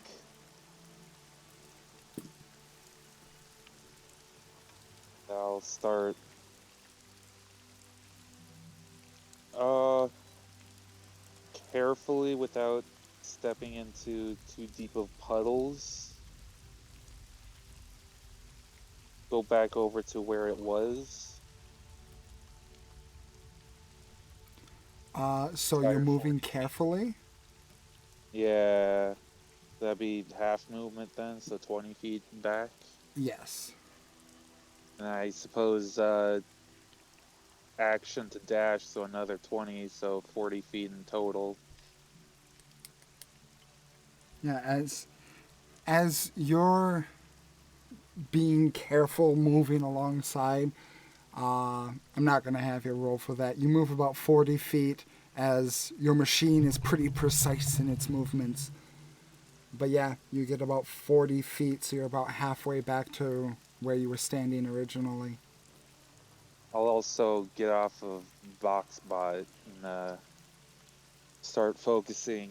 The barrel bot is more ranged, and Boxbot's going to start heading up there. Okie That was dokie. Boxbot's movement, so I'll say that he's still standing next to me. Okie doke. Anything else? I still have a bonus action ready, a rock for Magic Stone. Remember, you can use the attack on the same turn if you wish. I don't have anything specifically to attack, really. Just getting the stone ready. Okie doke. Then that would be Estelle's turn. All right.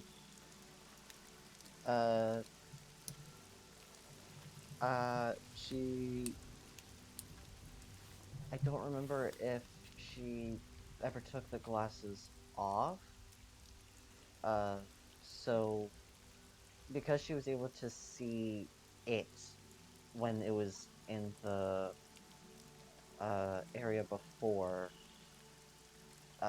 is she still able to somehow see it? Is it moving? Is it somewhere? As you have not taken off your glasses, I would say that you are still very clearly able, even at your distance, to see the entity still in the same puddle that it was originally. Okay, so it's still in the exact same part. Okay. And about how far is it? You moved 90 feet in one turn, so about 90 feet from you. Okay, about 90 feet. Would I be able to target it with a spell? You can Because I remember that it like sank back into the ground. I don't know if I would have a good shot on it. you can always try.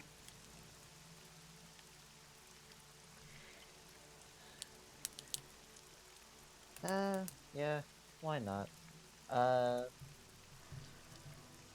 she is going to, uh, for her action, at first level, cast a guiding bolt at it, thinking, oh no, it has not vocalizing anything, but it has Leona. I need to get it to spin around, essentially. So that's the best thing that's popping in her head right now. Okay. Seeing as how the enemy you are aiming at is prone, I believe that is rolling with disadvantage since it is a ranged attack. Yes, it is. And then... Okay. A 10, no.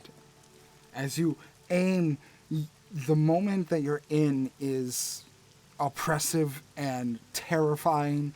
As you take a second, the water's starting to get into your eyes and you fire, and it fires over Puddlefoot.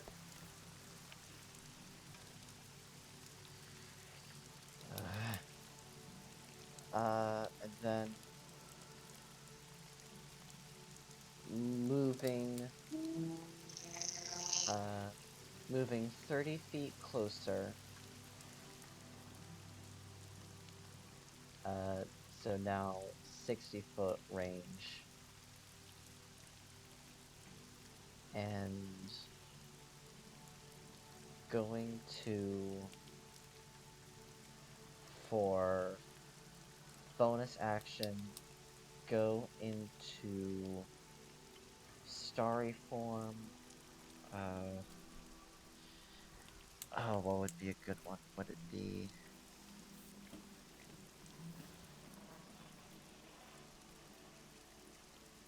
Going to go into starry form of the chalice to help with keeping everyone healed. And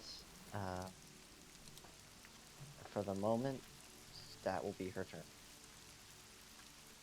Did you use your? You said you used your movement, right? Yes, to move 30 feet closer. So now it's 60 feet away. Okay. And as your umbral visage is now made true in this moment, we move to Leanna. As you are back inside, as you are still inside of this creature, the lamprey mouth now clamped around your leg, this unholy, ungodly, unseemly dimension swarming and surrounding you. What do you do? Try and calm down a little bit because this is not good. What do I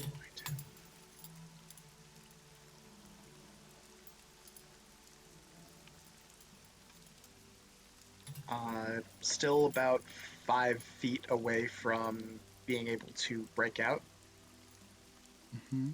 Or is it grappling me an additional time by biting my foot? No, you're still just restrained, so getting out would Okay. require an athletics with disadvantage. Okay.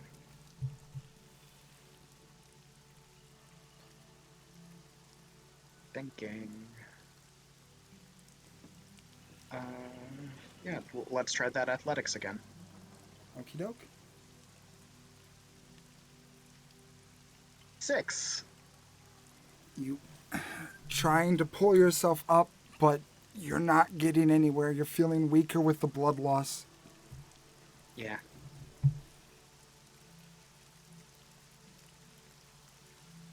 She is going to swear.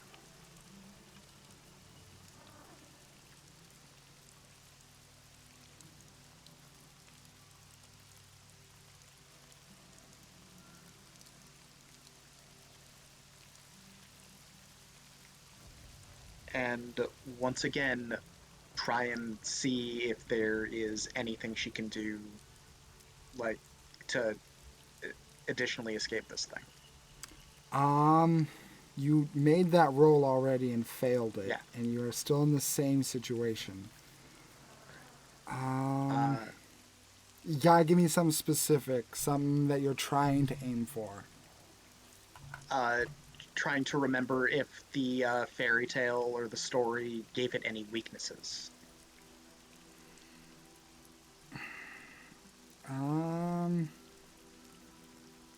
Go ahead and roll history. 8. I don't remember shit. This thing eats people.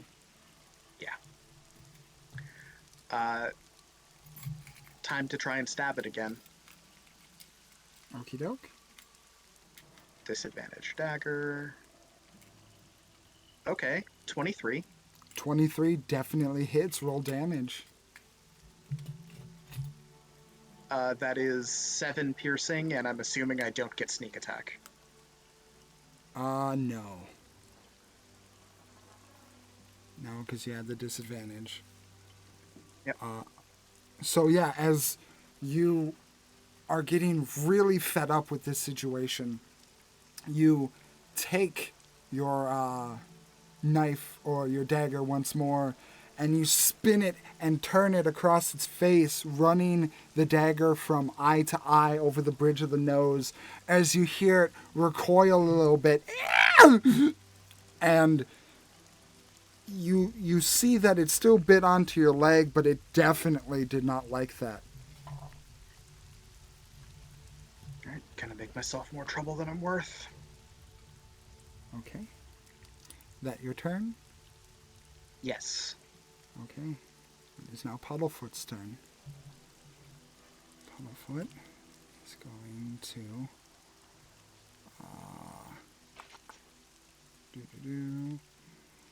try and bite on again.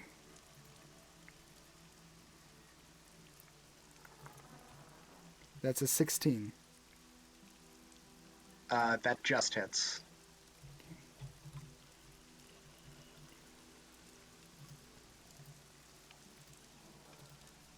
That is 10 points of damage. Still alive. As the lamprey mouth just starts drinking more and more from you, and you feel yourself starting to get woozy.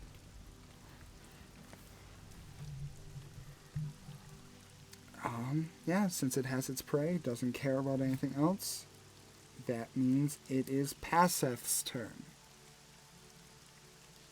I'll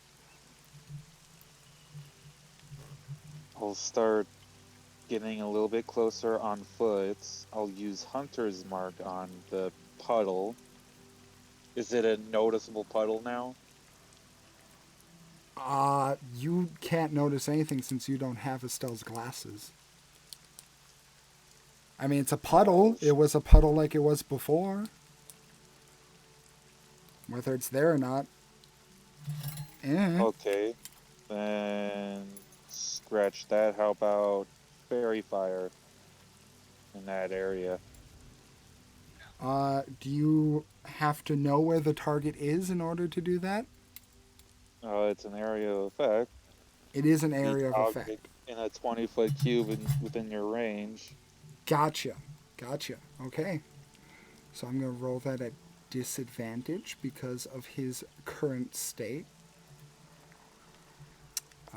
And his save, that's his initiative. No, his save is that. Okay. Let's see. Yeah, it's a dex save, so probably going to pass. If its initiative was that high. Okay. So I'm rolling twice because it has disadvantage. So that's a 12. Oh, my save is 15. It This fails. is the first time I've seen fairy fire work. So, as your bot releases this flame, there's a whoosh of fire of the non-burning kind, similar to the golden hue of the Fey portal, and it turns itself around in this cubic area and then seemingly sucks right up to the puddle on the ground. Hell yeah. And now is the bonus action, Magic Stone. Okay. It is still on the prone on the floor, so disadvantage. But But fairy advantage from fire fairy gives fire. you advantage. Yeah. So So So just just a sh- straight roll. Yep.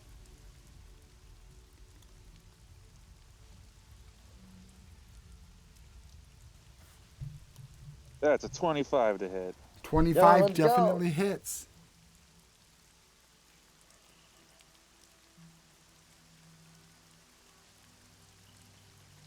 Six damage. Okie dokie. 6 damage. Marking that off. Or with my item would also be +1, so 7. Okay, so 7 damage. Okay. Yeah, you unlock the hand on the right, and beneath it is that little barrel, and shooting out of the barrel, a stone flies into the water and plunk, makes a plunking sound. But you also see, like, the puddle seems to reel a little bit and move as a reaction to that. Then Boxbot's turn, since I went back 40, he can get there in another 40, so then he can attack as well. Okie dokie. And since he's in range and can, he has advantage now with the fairy fire. Yep. Yeah.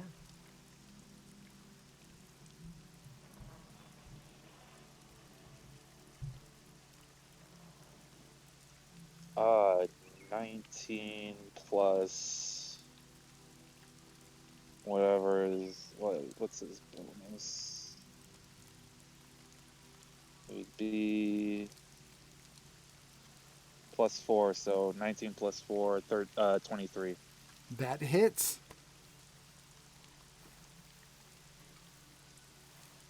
1d8 plus 2. Technically he would also be I also fixed him up, so it would also be a +1. Yes. So it'd be a 24 to hit, and 8 plus 3.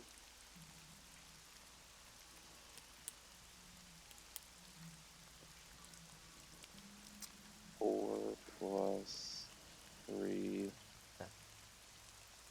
7. Is that with the Yeah. +1?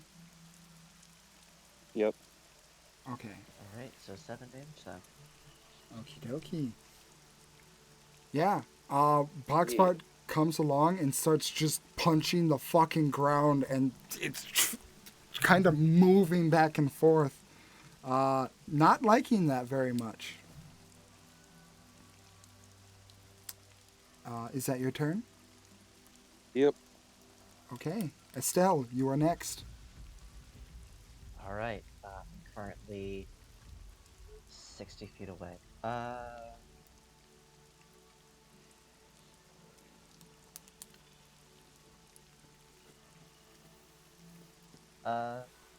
Is it possible to, uh,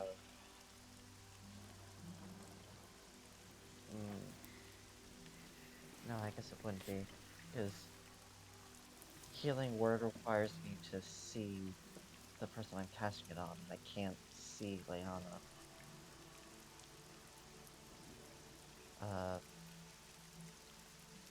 So going to move forward 15 feet, so it's currently 45 away, and then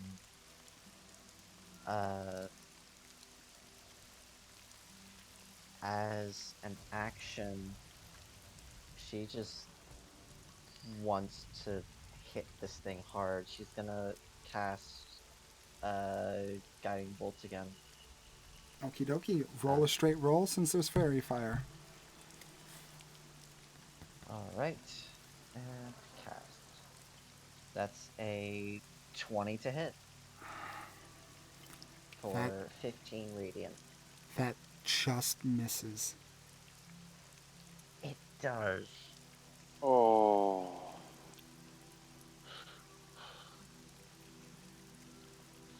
All right. All right.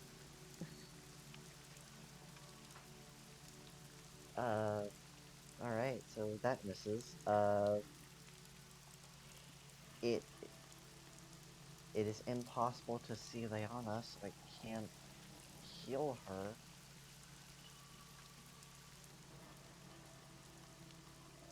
Um, let's see. Hold on. I want to see something really quickly. I need to access to Estelle's sheet really fast. Really fast. Estelle.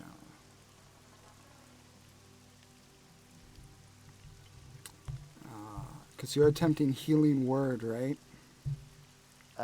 Yeah, I would like to, but the spell says that I have to see Leanna. Okay. Have to see that. I'm gonna say, with your glasses, I will allow you a perception check. All right. Oh, oh, please. Oh, please. Oh, please. Oh, please. 21. Looking through the weird aura reminiscent of viscera, looking past it, you can see just barely a hint of a figure that is separate from the rest of the entity, and you can get a good idea that that is Leanna. Okay. Uh, she's going to move the rest of her 15 feet, so now she's 30 feet away. And would you say Leanna is also roughly 30 feet away? Or is it like 35-ish based off of It would be weirdness about for movement? 35 feet because she's underneath. Okay.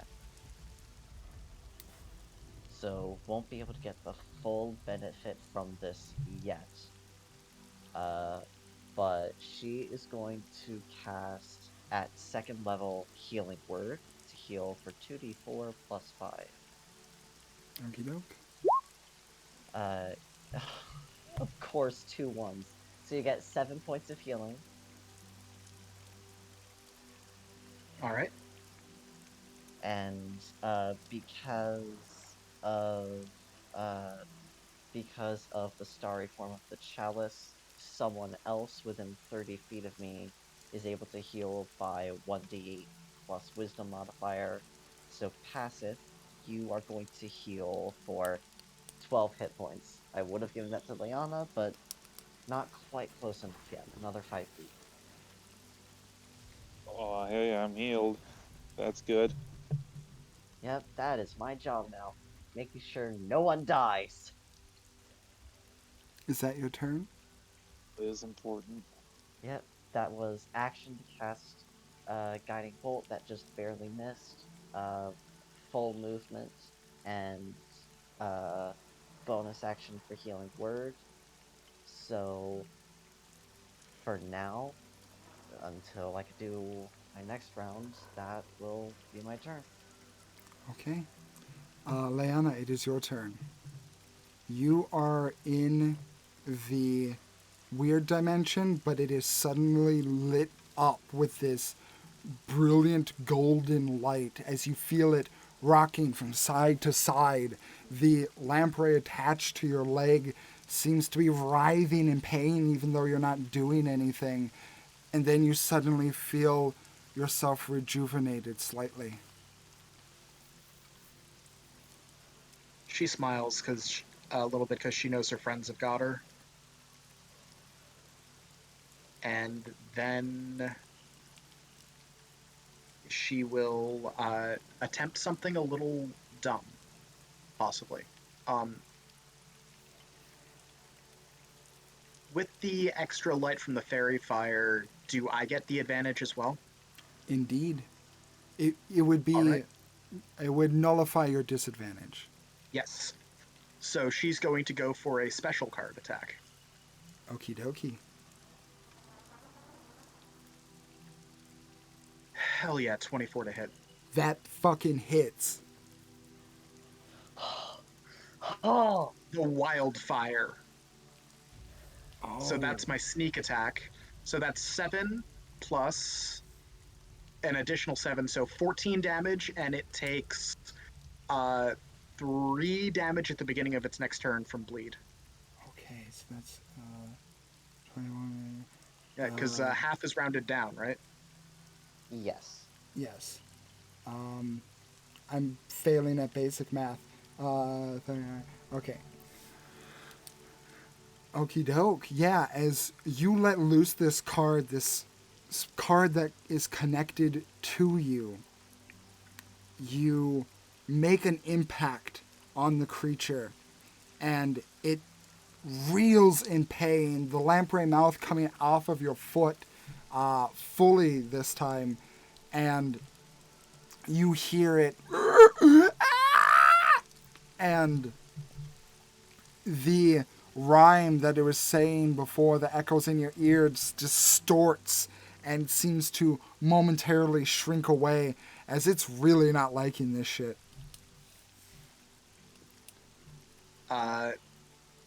Bonus action attack. Okay, yeah, with dagger. Second throne card. Regular card. Okay. No special. 24 to hit. That hits. Oh. And that is 8 damage. That would have been the Seeker if it was the special card. Oh. Yeah, you guys have done some chunky damage to this thing as Oh. you throw the card and it hits it again, and it's reeling and not liking what it's dealing with, but you're still inside of it. Yeah. And then I will take the athletics to try and escape. That requires your action. Okay. Right, so that was action, bonus action. Not too much else I can do. Your movement is 0 because you are restrained. Okay.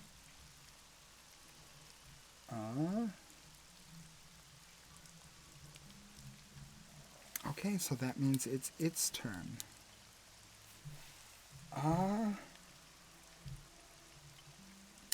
That means it automatically takes the 3 damage right away. Yes.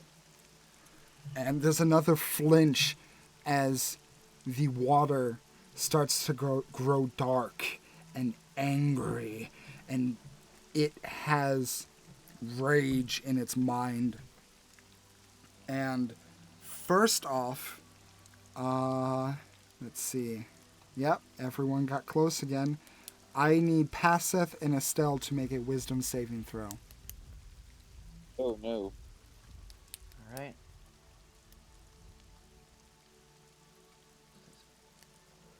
A 20. A 7. Passeth, you got close again. And why? No, this is too dangerous. You're gonna die. You are now under the frightened condition once more, as the creature, before it raised up much higher, but now it's only about a humanoid in height, about 6 foot tall. Its body still looking like a whirlpool of vile and sewage, dark and musty. It doesn't emit an odor, but you would imagine that it would smell like the dankest mud. There is its bonus action, and for its action, it really doesn't like Boxbot fucking with it, so that is, since it is smaller, it has a smaller that, okay. That's a 10 to hit Boxbot. That misses. That misses. Its smaller form tries to muster the same amount of strength as before, but as it hits Boxbot, the water just splashes against it. It is unfazed by this creature's attack. Okay. Passeth, it is your turn.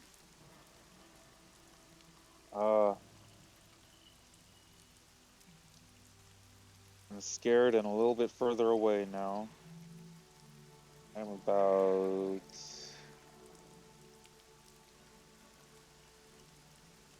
70 feet away. Just so you know, I can't get closer. yeah, Yeah? with this one, because it's in its smaller form, you do not have to take your reaction to move away. You just can't get closer to it. And your attacks have disadvantage when you see it. Oh, okay.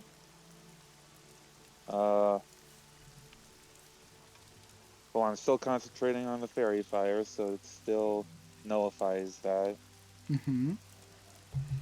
So, Unless you attack with a ranged attack, then that's 2 disadvantages, so it would nullify the 1 advantage you have. oh, I thought it was, it stood up. It wasn't prone anymore. Oh, correct. You are very right. Never mind.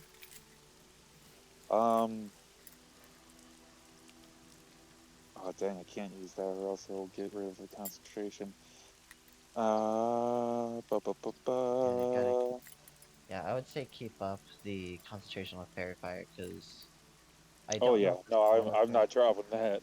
Yeah, if Uh, I assume the smaller form has a lower AC, but I don't know. But just in case it doesn't, keep fairy fire up. um,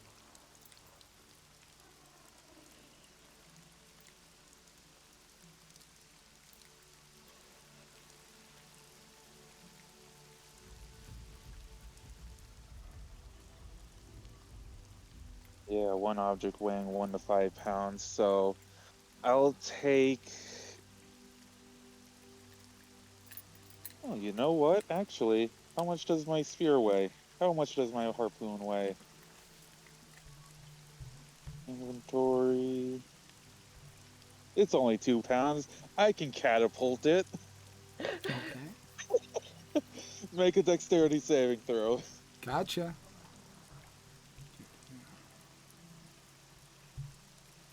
13. That does not make it.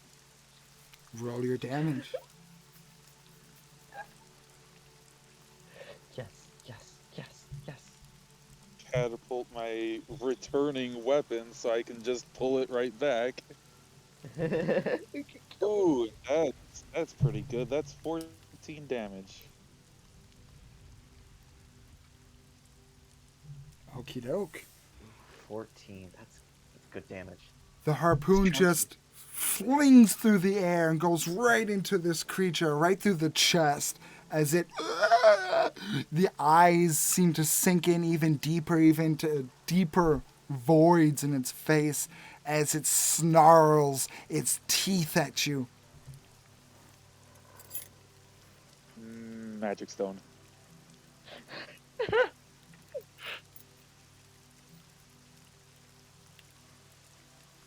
Oh, that's not as good. That's only a 13 hit. This time, as you aim at it and let loose, there's a bit of trembling in your hand, and the magic stone kind of fires out in an uneven and seemingly erratic pattern as the creature seems to just move slightly out of the way, kind of like a cobra, and dodges your attack. Okay. But now it's Boxbot's turn. He has advantage. Mm-hmm. Come on, buddy. Ooh, that's already a 19. That's going to hit. That Yeah. hits. 19 plus bonus. Yeah. That's 6 plus 3, so 9. 3. Yeah, 9 damage from Boxbot. 9. Okay.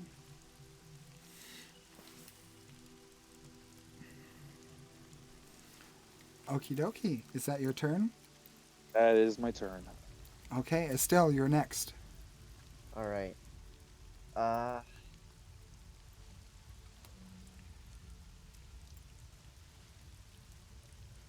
Okay. So do I damage or uh hmm. This thing isn't prone anymore, so I would have an advantage on Guiding Bolt if I were to cast that. Or do this probably smarter thing and heal. So yeah. Uh I will uh get about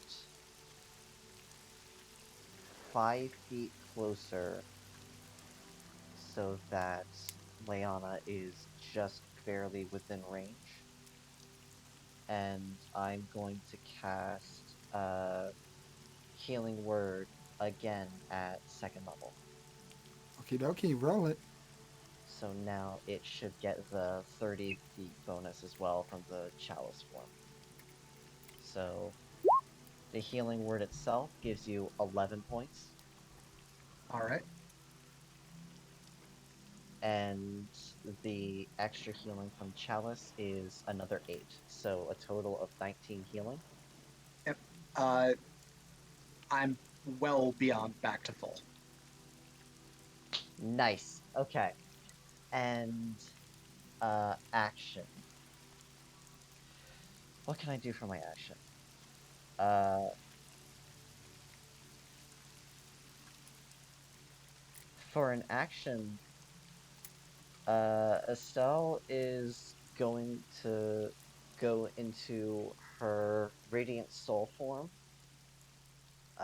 bring out her celestial spectral looking wings, and just uh you know the difference when you're screaming from your throat and shouting using your diaphragm? Mm-hmm. Uh, she is screaming from her throat, "Let her go!"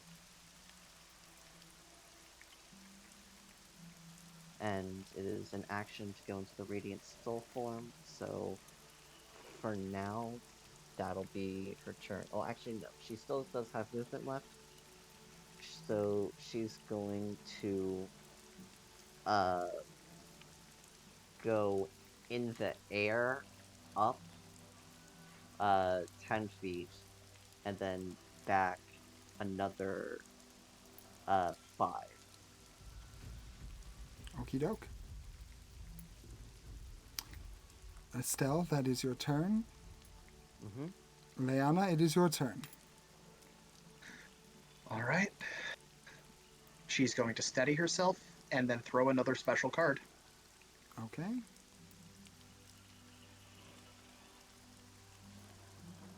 $20 to hit. 20 to hit. 20. This thing has 4 different ACs I'm trying to keep track of. Hold on. Let's see. Because the opponent outside has a high. That would just. That hits, yes. Fantastic. Because the puddle on the ground has the highest AC. 9. So, and 3 is the Reaper, I think. Ooh. Uh,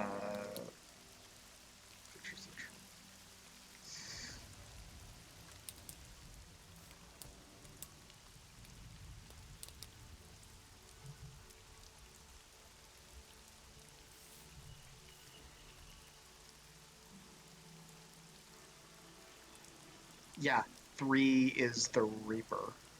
And what does that So- do? Need to double check.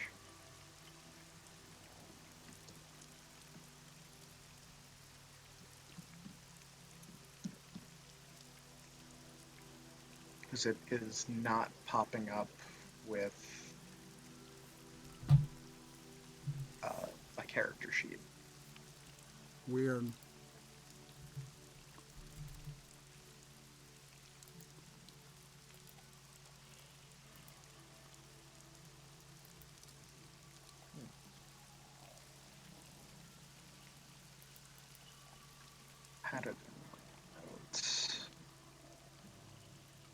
didn't stick around. This is annoying. Sorry.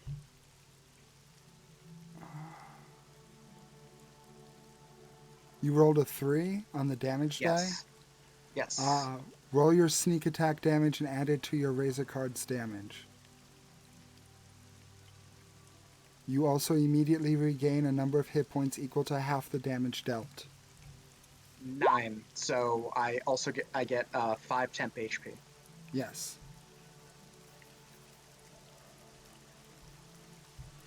Uh, 9. Jesus fuckity Christ. Okay.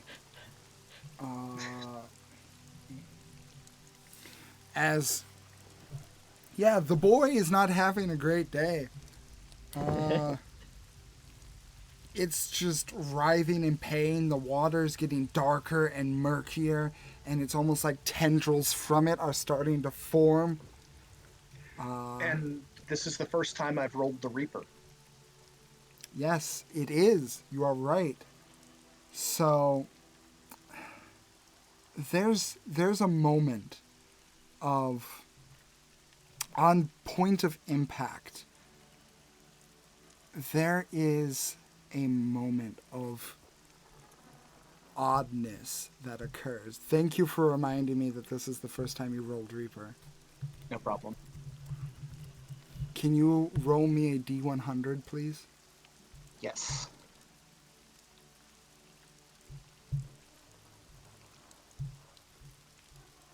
Nice. Did you seriously? Oh my god. Okay. Okay. Whatever. It's the sexiest Grim Reaper. Oh.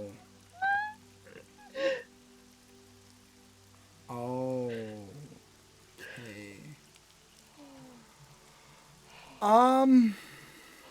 How the fuck would this... Okay, cool. So, Leanna, as you extend the card out and it makes impact, there's a moment where you see these almost skeletal-like hands form in the water, not going around you, but going around the creature that you see. But what you don't see, Estelle and Passeth, how far away are you? Around 40 feet. Around 40 feet. Passeth, you see around Estelle these enormous skeletal-like hands just form and then twist like they were breaking her neck but not moving her body at all, and she disappears. You, Leanna, see nothing, as you are now just in a blank void of space. Estelle, you notice no change. What?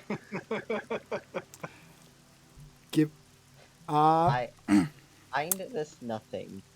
Each creature within 30 feet of you becomes invisible for the next minute. Oh. So Reaper is wild magic too? Death is change, yes. Oh boy. Oh. That's gonna be so fun. And you also see Puddlefoot disappear. That means Box Spot's also gone. Puddlefoot cannot be invisible because it has fairy fire on it. Very good! That's true, but Box Spot is also gone. Yes, he is! Oh shit, Right next to Puddlefoot. I forgot that! Ah! So you saw two sets of skeletal hands seemingly break the figurative necks of Estelle and Boxbot, and they just poof disappear into nothing.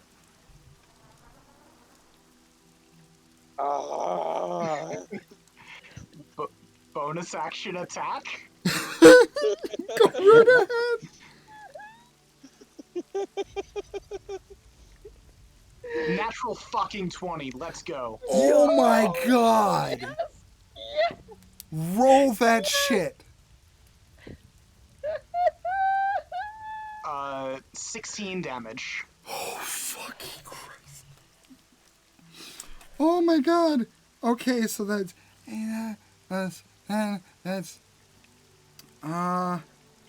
okay. Do you guys okay. Do you guys want the good news or the bad news? Bad news first. Yeah. Bad news. Always bad news first. Well, it's kind of hard to tell cuz it's fucking invisible. So, you don't know how far you've gotten, but just for above game, you've done over 100 points of damage.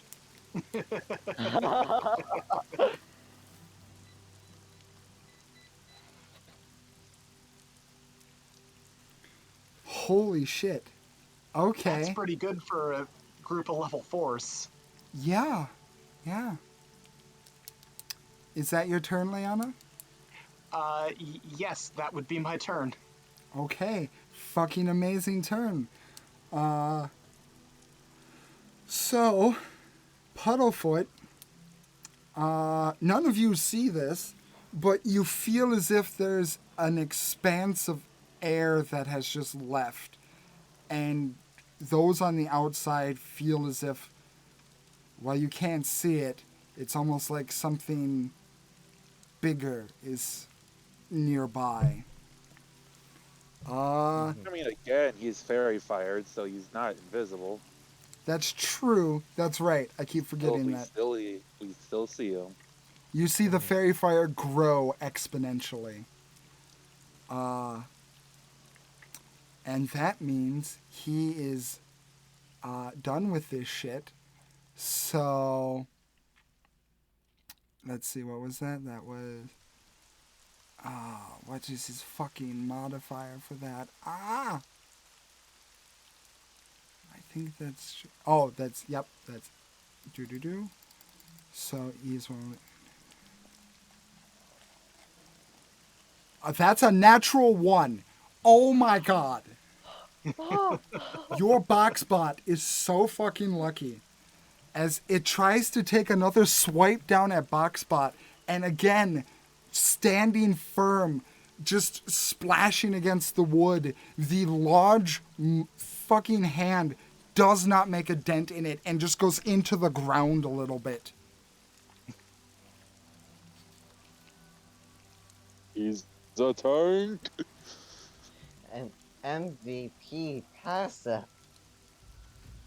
And I'm the one scared. Yeah. And he can't see Estelle, and Leanna's already in there, so his bonus action is used. Yeah, that fucking ends his turn, I guess. Okay, Paseth, it's your turn. With him getting bigger, am I anywhere closer to him? He went he up. just- Okay.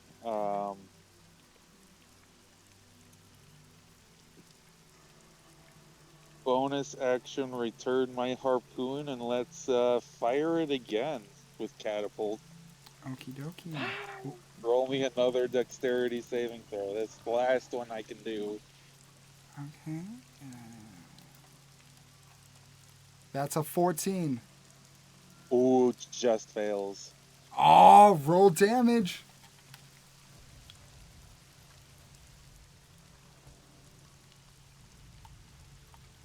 That's 13 damage. Jesus fucking Christ. Okay. Yeah, it stabs into the beast and you hear it fucking roar. Already used my bonus action, so Boxbot's turn. He still has advantage. Come on, buddy. Come on, buddy. Oh, that's a natural 20. Yo! Christ. Okay, cool.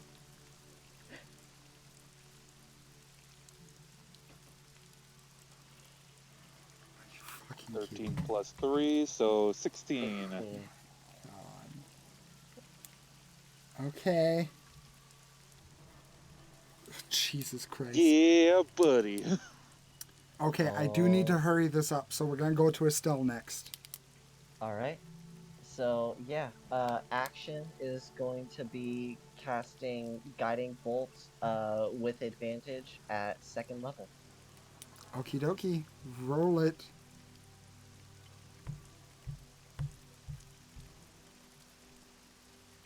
And that will be. Are you kidding me? Oh my god.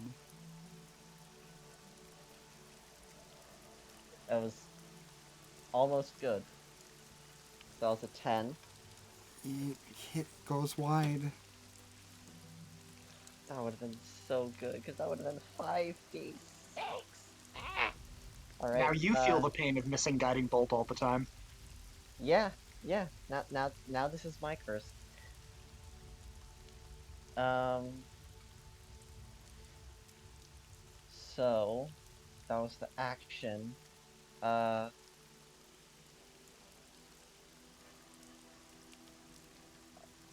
About how far is this thing from me? You move 10 feet up, 5 feet back. It's about. I would say that this thing is about 40 feet. All right. So I wouldn't be able to hit it with shillelagh. So what bonus actions do I have? I don't think I have any, because I'm in the chalice form. So yeah. Actually, wait. To dismiss the starry form requires no action. So I will dismiss the starry form, then activate it again, this time with the form of the archer, and take a ranged attack with that. And this would have advantage because of the fairy fire still. Okay, roll to hit. That will be an 8. No, wait. Uh, wait. That doesn't 14. look right. 14. Okay, yeah. No. Okay, one of them was in that one. The display messed up me. Okay. But it is a 14, and I assume It, that misses. it just misses. Yeah, I had figured. All right. Sorry. No, that is fine. That is perfectly fine. That's one turn, so let's go on to the next. Leona, it is your turn. Question. Boxbot is right next to it, correct? Yes. Would that give me advantage from flanking? No. Because I am inside of it. Okay. Yes. All right. Special card number 3 coming up. That's a 20 to hit. 20 hits. That is the shackle. It takes 8 points of damage, and its movement is halved until its next turn. Jesus fucking Christ. Without, yeah. Yeah, without. I don't think it moved at all though. So Still. I think it can. Trying to remember what else it fucking does. It can swallow and it can bite. No, I'm talking about my wildcards gambit. What else that Oh. does? Yeah, that one was the Without. without. Okay. Wait, I found it. It can't make more than 1 attack per turn. Cool. Fuck yes. I love One that. attack on it. Yeah, can only make. Cannot make more than 1 attack on its turn while its speed is reduced this way. Okay. Cool. Fuck. Bonus action? Bonus action, throw another card. Okay. 21. Yeah, that hits. Another 9 points of damage. Cool.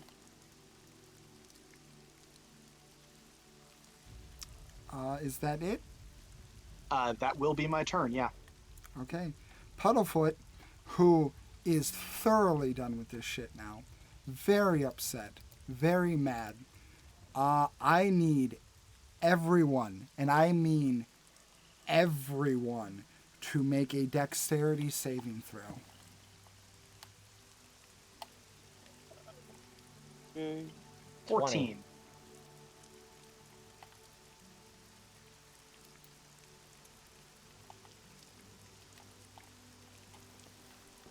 15 for passive and For box spot is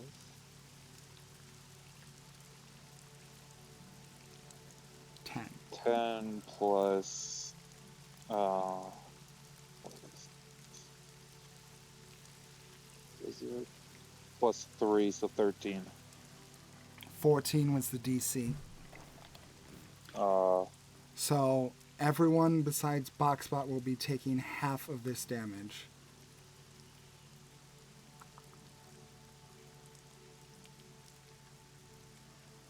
Come on, get the right fucking thing. Okay, there you are. Roll it. Oh, okay, fine then.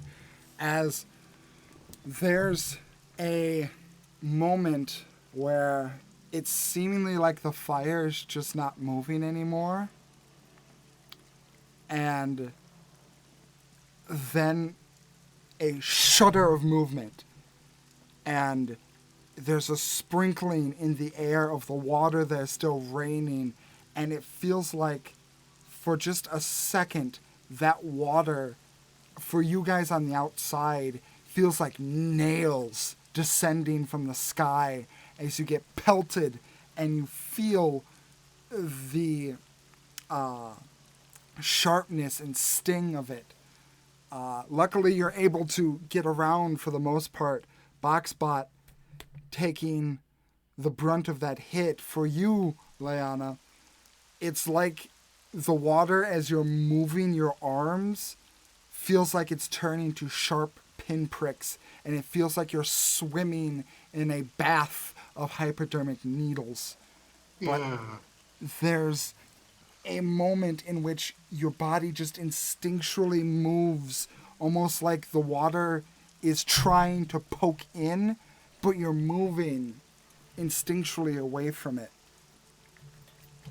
Still feeling it, but not as bad as it could be. And it only dinged by temp HP. Passeth, it Yeah. is your turn. wait, how much damage did it do? It did 9 total, 9. so you would have taken half as your character Yeah. if you So passed. you would take 4, and Boxbot would take 9. Okay. Yeah, I didn't see that. Okay, passive will be that was on my last spell slot, so I'm still frightened of it. Didn't go away. Nope, it has not gone away yet. Okay, so Concentration check on the fairy fire. oh dang, Right. that's right. That's true. Constitution saving throw. Yep. Thankfully, you're pretty good at those. All you need to do is beat a 10. And Oh. you Yep. did. 14. Still Yep, up. you're good.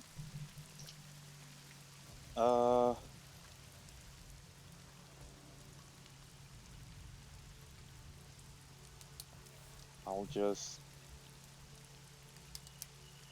continue to pelt it with magic stone. Okay.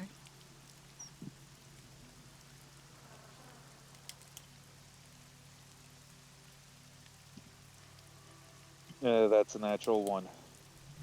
That, yeah, as you fire it off again, the fear is just getting to you. You haven't seen Leanna in a long time. How is she not drowned? Why are you still fighting if she has? And you miss. Yeah. Box spot.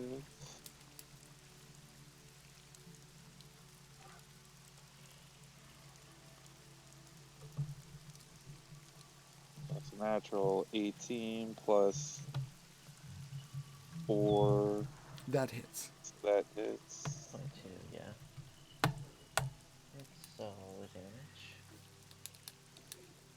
5 damage. Okay. Alright, alright. I'd say how he's looking, but you can't see him, so. Yeah. Okay. Estelle, it is your turn. Alright. Going to, once again, Guiding Bolt, this time at first level, because I'm out of second level slots. 21 to hit. 21 hits. That'll be 18 radiant damage. As you fire off the guiding bolt and it hits the goes through the fire and hits this creature, you hear the original kind of scream, but then you, Estelle, hear, why do you want to hurt me? And it sounds like a child.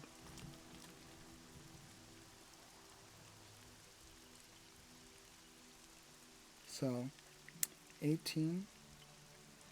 Oh, it would actually, because the radiant form would take an additional 4 radiant damage, so 22 total. 22 total. And because of what it is, it's vulnerable to radiant damage. So that means it is 44 damage. Oh, so if I had hit all those times. Yeah, I was waiting for that fucking moment. 100 and... I'll tell you this, guys. Estelle, since you rolled a natural 20 on your history check, just to give you a little bit of context, you have done a lot of damage to this creature. About, from the legends that you know, and from what you've heard about it before, you would say roughly about 2/3 of the way. Ooh. Alright, so 2/3. Alright, we could do this.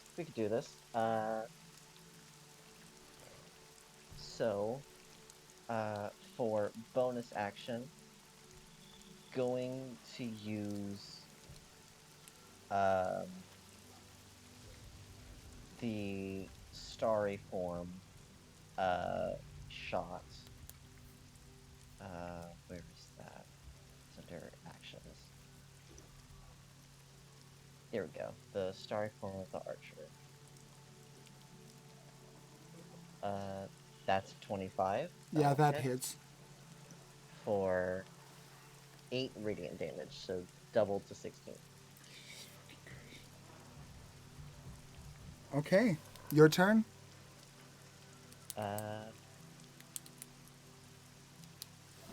Yeah, that'll be turn. Leanna, it is your turn. All right. Final special card. 19. 19. Let's see, that was 21. That would just hit? Oh god, I got all these fucked up. Prone. Wildfire. Wildfire, okay. So it takes the... It takes the sneak attack, so it is taking 15 now, and then 4 at the start of its turn. bonus action? Bonus action, throw in another card. Okay. Another 19. Fucking hell. God, yes. Takes another 9 points of damage. Oh my god. Okay. 238. Okay. As this has commenced, holy mother of Jesus, there's a... Oh, I have not been... Never mind, couldn't do it anyway. I forgot he had legendary actions. So you guys are very lucky about that. There is a moment when the fairy fire seems to recede down lower and lower and lower. Oh, and Passeth, you haven't been rolling your hunter's mark damage either. No, I didn't. I He didn't did use up. fairy fire instead. You did fairy fire Yeah. instead. Okay. Okay. Yeah. So he is going to uh, shrink down to a much smaller size, back to his puddle form. And what does fairy fire say about teleportation?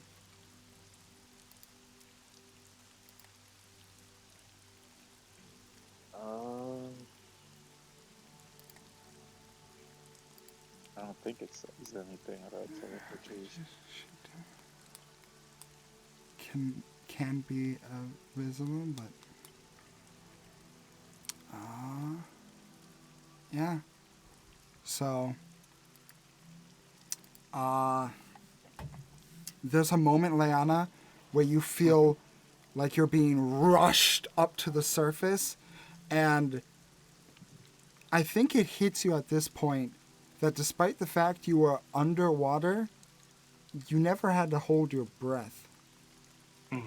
And as you rush up to the surface and you're shot out, there's a moment where the fairy fire seems to shift instantaneously from the spot that you see it at.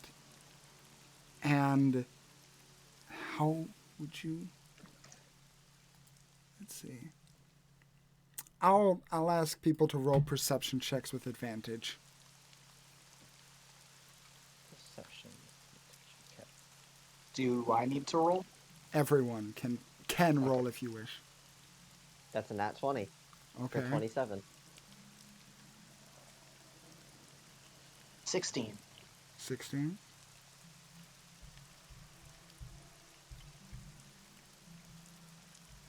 There we go. Natural 20 for 21. Oh, Jesus. Okay. 2 nat 20s. Nice.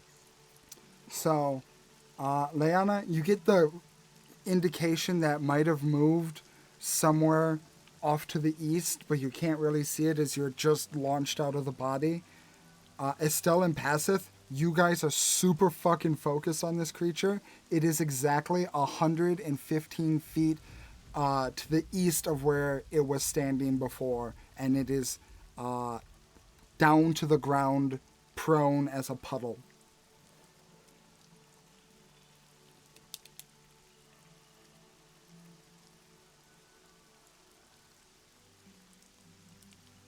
Okay.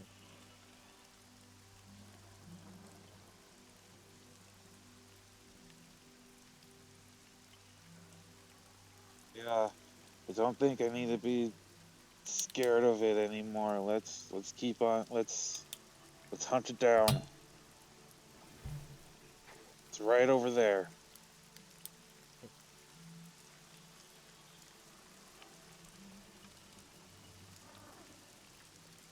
It is your turn, Yeah. Passeth. I like that this beast is out here. Let's jeez.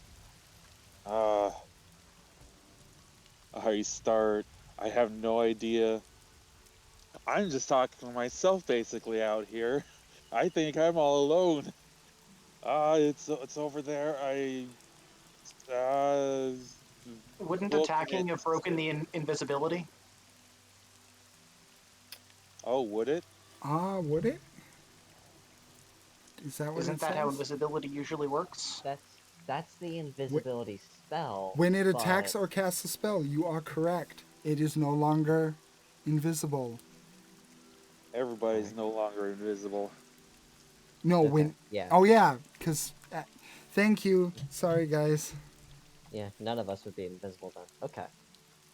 We all attack. Then I will essentially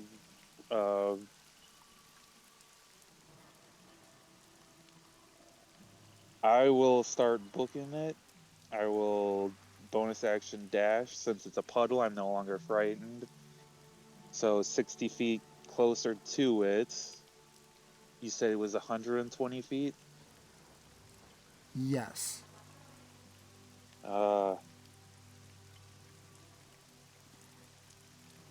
So my you are magic stone. roughly about, I would say, if you move 60 feet, 120 feet, I would say you're roughly about another 60 feet away from it. Perfect. I can throw another stone at it. Okay. It's disadvantage for it being prone, but But advantage for advantage for the still fairy fire. fairy fire. Just straight shot. Yep.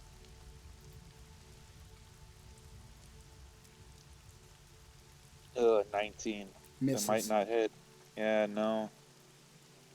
Is that your turn? That's all I can do. Boxbot can start dashing towards it, so that's 80 Well, feet for him. when you cast Magic Stone, you get 3 stones, and you can then use one as an action to attack, and then use it as a bonus action to attack, right? Yes. That's how I rule it. Well, I already dashed, so Oh, okay. Okay. And Boxbot moves 80 feet. Okay, we are going to Estelle.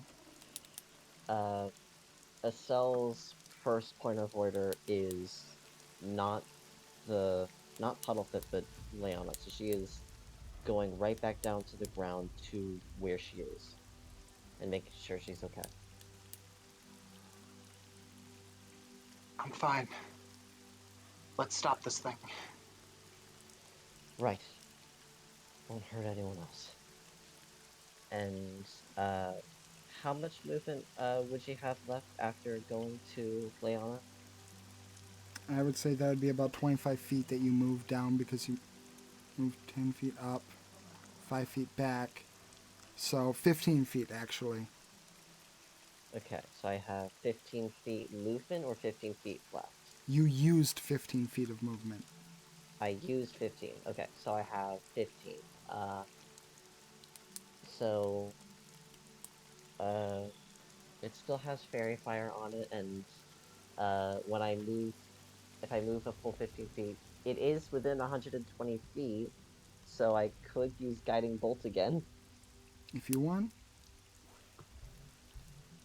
You know what? Sure. Why the hey not? uh, so at first level, guiding bolt, uh, as a straight roll, not advantage. Well, actually, wait. It has a higher AC when it's in its puddle form. That's like 20 something. So I would have to roll a 14 or higher, I think. Mm-hmm. Uh, you know what? You know what? Yeah, uh, I'll take the. Actually, wait. If I were to cast Entangle, it has a 90-foot range and it has a 20-foot area. So if I cast it at the very edge of that 90-foot range, would I catch it? So if you move 15 feet, it's 120 feet away, which means 105 feet has a 90, and then that would just be within it, yes. Alright. So I'm thinking I don't know how many times it can teleport. If it can teleport multiple times, then this is completely useless. But I could cast Entangle so that it is if it fails a strength saving throw, it is restrained. Okay. So I think, or I could just do guiding bolt. Uh, let's go with the. Let's go with the guiding bolt. You know what? Yeah, I'm gonna risk it. And Okay. if this misses, then I could just do it on my next turn. because why not? I'm feeling like a gambler. 19. Nope. Just shy. Alright, and then bonus action, I do not believe I can do anything, because Archer takes 60 feet, and I'm not 60 feet away. Okay, that's your So, turn. yeah, that'll be my turn. Okay, Leanna, How far away from it am I? 120 feet. All right. Action dash to get within 60 feet. Okay. Bonus action, something I have not done in quite a while. Magic stone. Okie doke. And I'm going to throw another rock. Throw a rock. 21 to hit. 21 just hits. We're just throwing rocks at this puddle. That is 7 points of damage. Okay. Yeah, it's getting hurt. Yep. And that was my action and my bonus action. Yeah, that's all I can do. So you move 90 feet up to it. I move 60 feet. You move 60 feet. Okay, because okay, gotcha. Got you. So that means it's Puddlefoot's turn. Puddlefoot, thoroughly, again, done with this shit, is going to attempt another.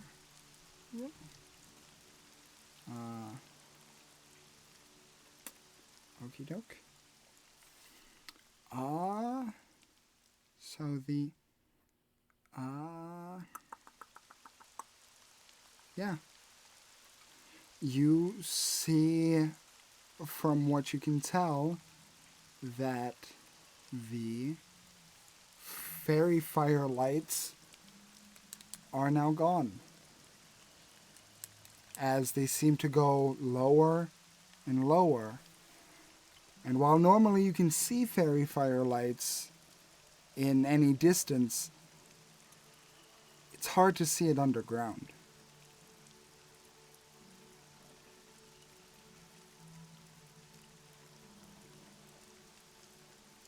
Passeth.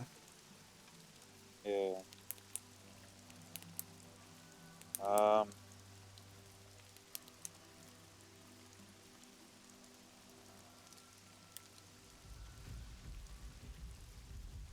I'll start heading to Box Bot. And for right now, just hop on top of him. Okay. And that'll be my entire turn. Just Are- getting ready. Are you guys leaving combat, or are you still in combat? Still in combat, just making sure we're together. Okay, Estelle, your turn. What are you doing? Alright, if it can't be seen, it appears underground.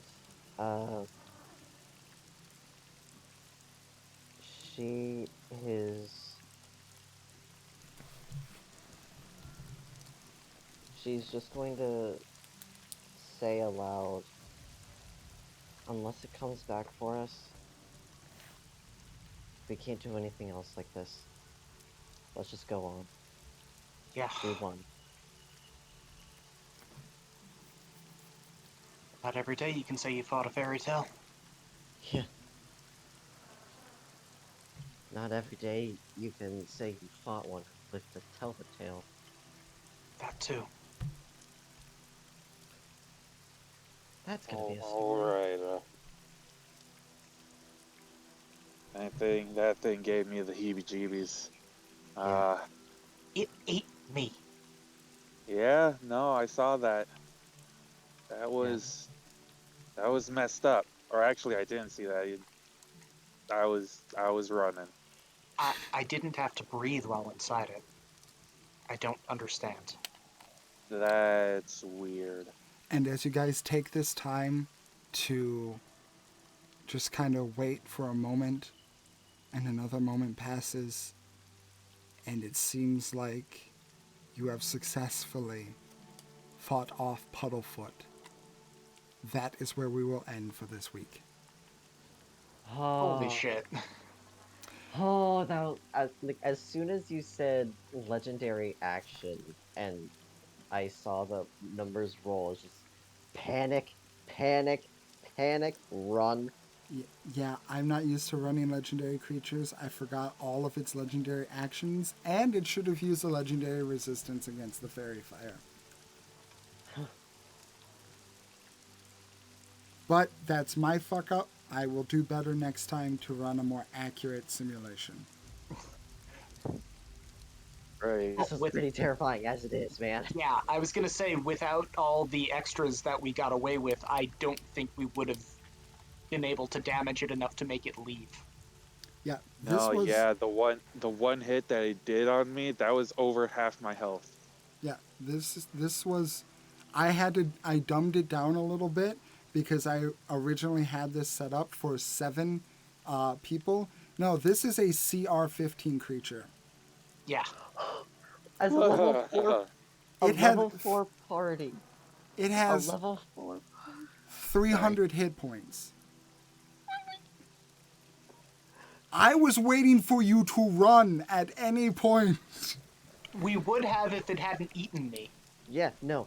Yeah. As soon as it got Leanna, Estelle was focused on either making it spit her out or killing it to force her out. Like, she would not have Like, run. Right, after I couldn't escape, my thought process became, be as much of a nuisance to make it spit me out so we can run. Yeah, By the that's- way- that was the plan.